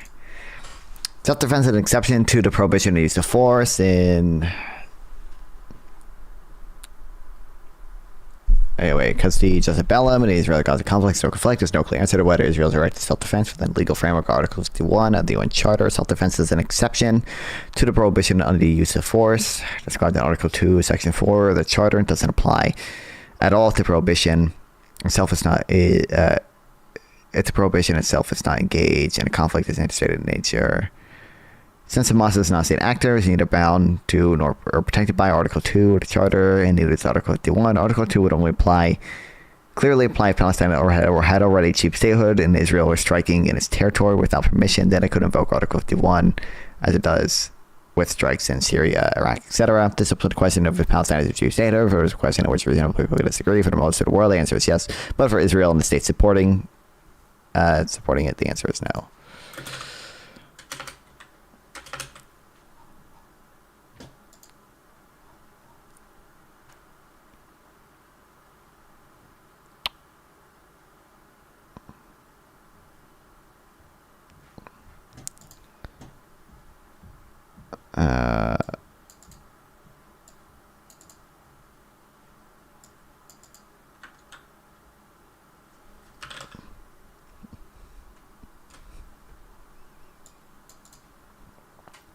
Okay.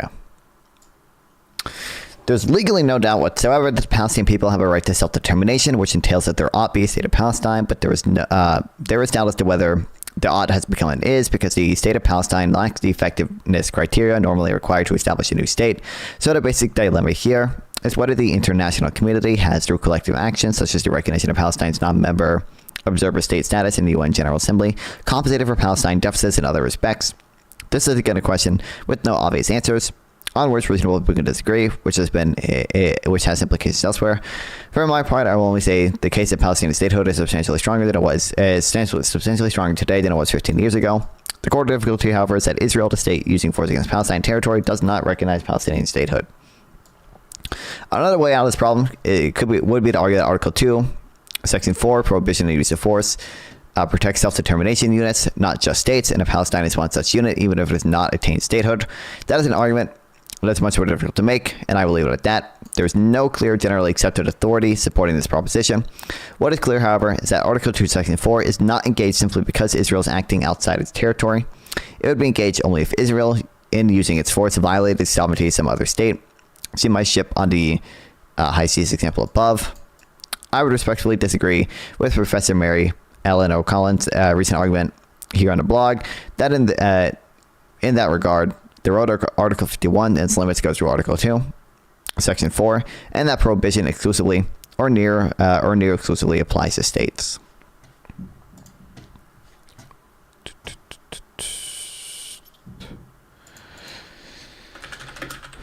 One could also argue protect self-determination units and not just states. However, that is a very difficult argument.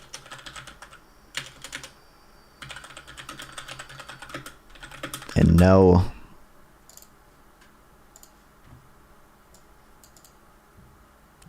clear generally accepted authority supports this position.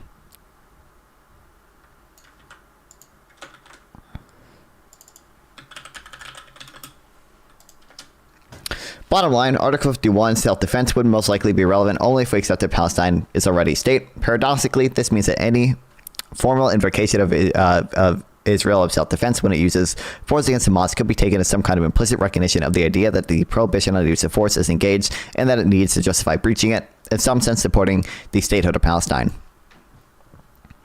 If, however, Article 2, Section 4 was not engaged, Article 51 would not apply at all. This doesn't mean that Israel would be prohibited from using any force against Hamas, just as the Justice Belem would be irrelevant in assessing the legality of the use of that force, which could only be judged based on the rules of IHL and human rights law. The position would be no different than if they were fighting between Israel and a non-state actor on Israeli territory.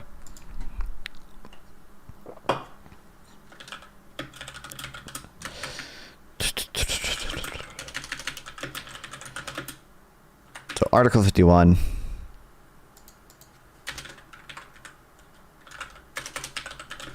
would only be relevant if Palestine had a cheap statehood,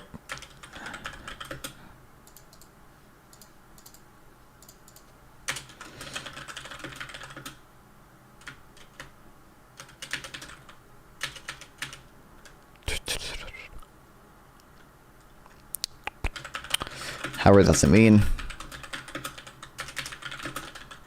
that Israel would be prohibited from using any force against Hamas, but instead that the Justice Belem would be irrelevant in assessing the legality of the use of that force.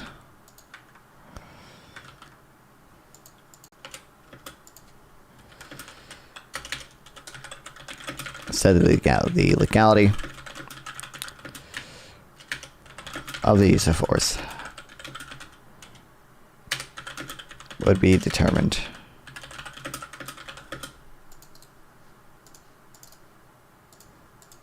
by the rules of IHL in human rights law. The same as if there was fighting between Israel and a non-state actor on Israeli territory.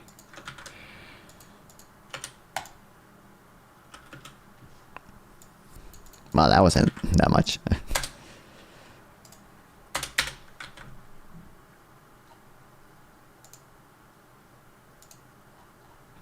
I guess the way I laid this out,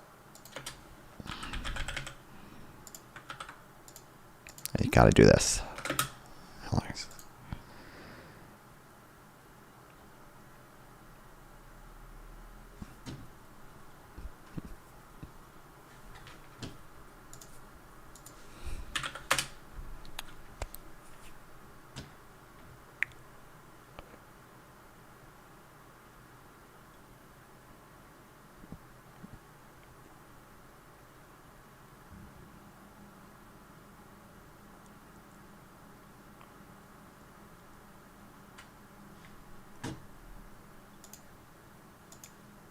Sorry, give me a second.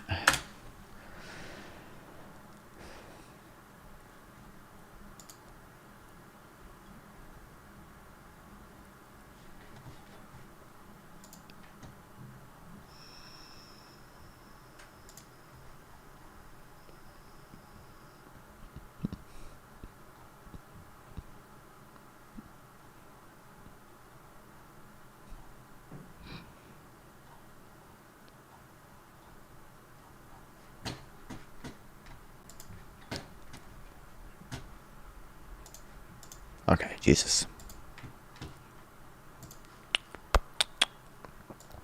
We'll read this, and then because my sleep schedule's fucked, I'll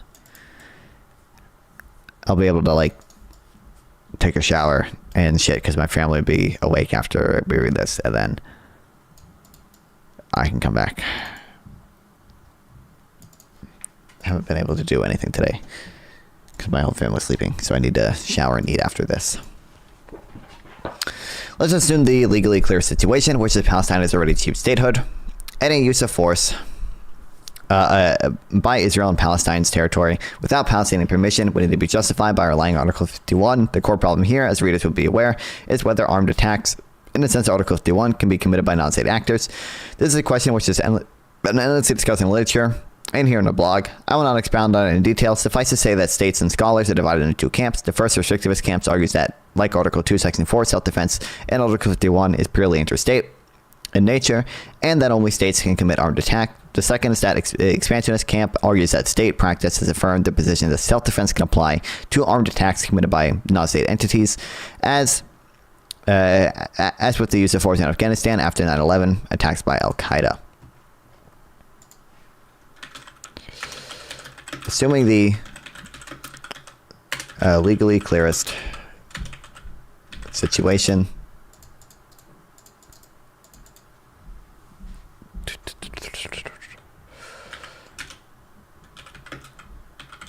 in which Palestine has already achieved statehood, any use of force by Israel in its territory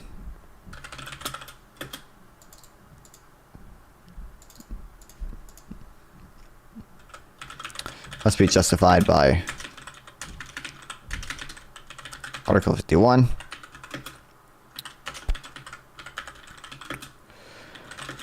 Scholars,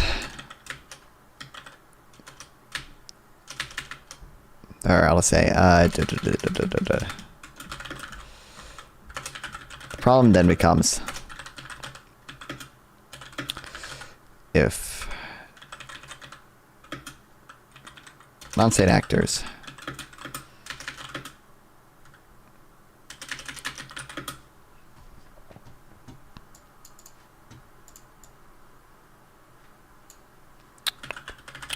can commit armed attacks as described in Article 51,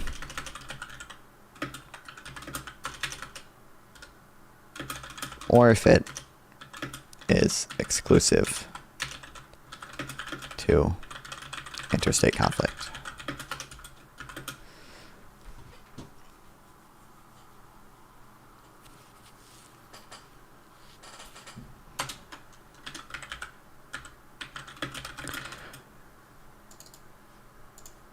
I'll just say scholars in the restrictivist camp argues that, like Article 2, Section 4, self-defense is purely interstate in nature.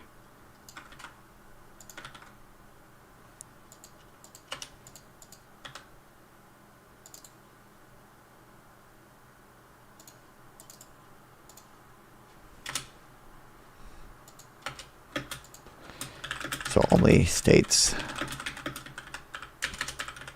can commit attacks. Scholars in the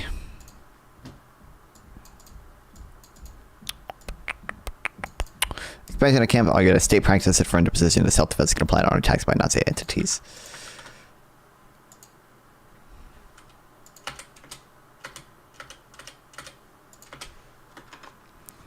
I don't want to get into which of these two camps today somehow the majority position. Both views are entirely in the mainstream. I'm on a record arguing that as things stand, Justice Bell is indeterminate on whether the question of whether non-state actors whose conduct is not attributed to state can commit armed attack and says Article 51 in the Charter. I'm happy to continue sitting on a fence about this point.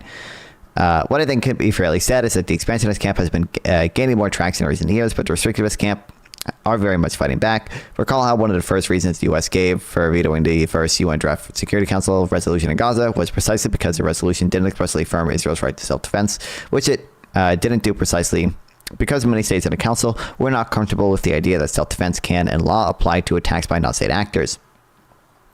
Israel and the United States, of course, are firmly in the expansionist camp. If the position of the camp were taken as correct, then Israel would undoubtedly have the right to self-defense against Hamas on the territory of Palestine. If, however, the views of the restrictivist camp were taken as correct, then Israel could not use any level of force against Hamas in Gaza without Palestine consent, unless it could be argued that the conduct of Hamas was attributable to Palestine. Theoretically, this might be doable under the rule set out in Article 9 of the ILC, Articles on State Responsibility. Okay, so Israel and the U.S. fall in the expansionist camp.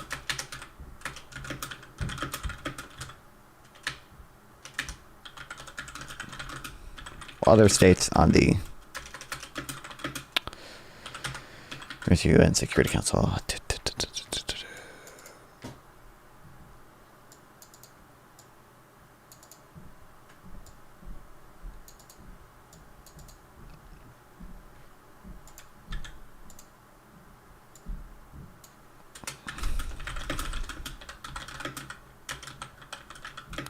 Vetoes Security Council resolutions on a basis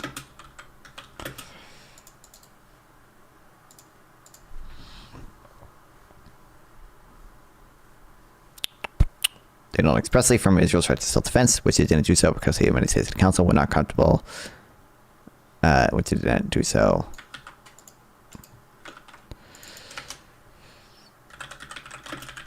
Other Security Council states, or other states on the Security Council, all in the restrictivist camp.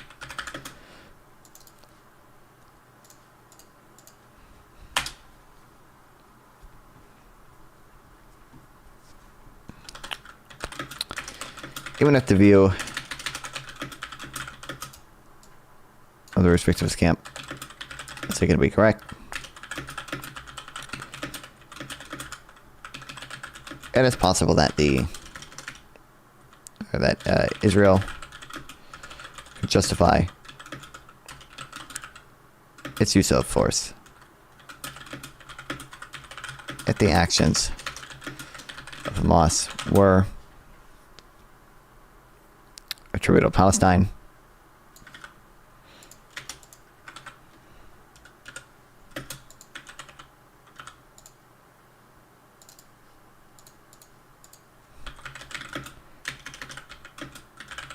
Which could be argued under the rules set out in Article 9 of the IC Articles of State Responsibility.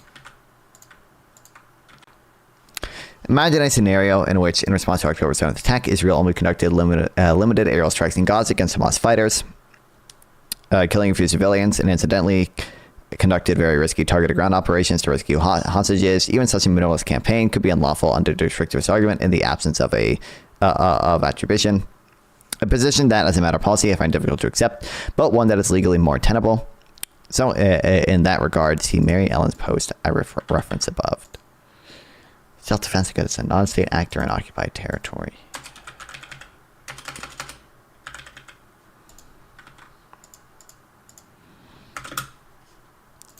Okay.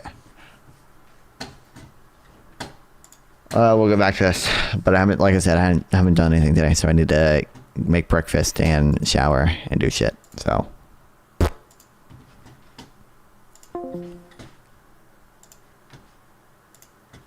Who is even streaming at this hour? Oh.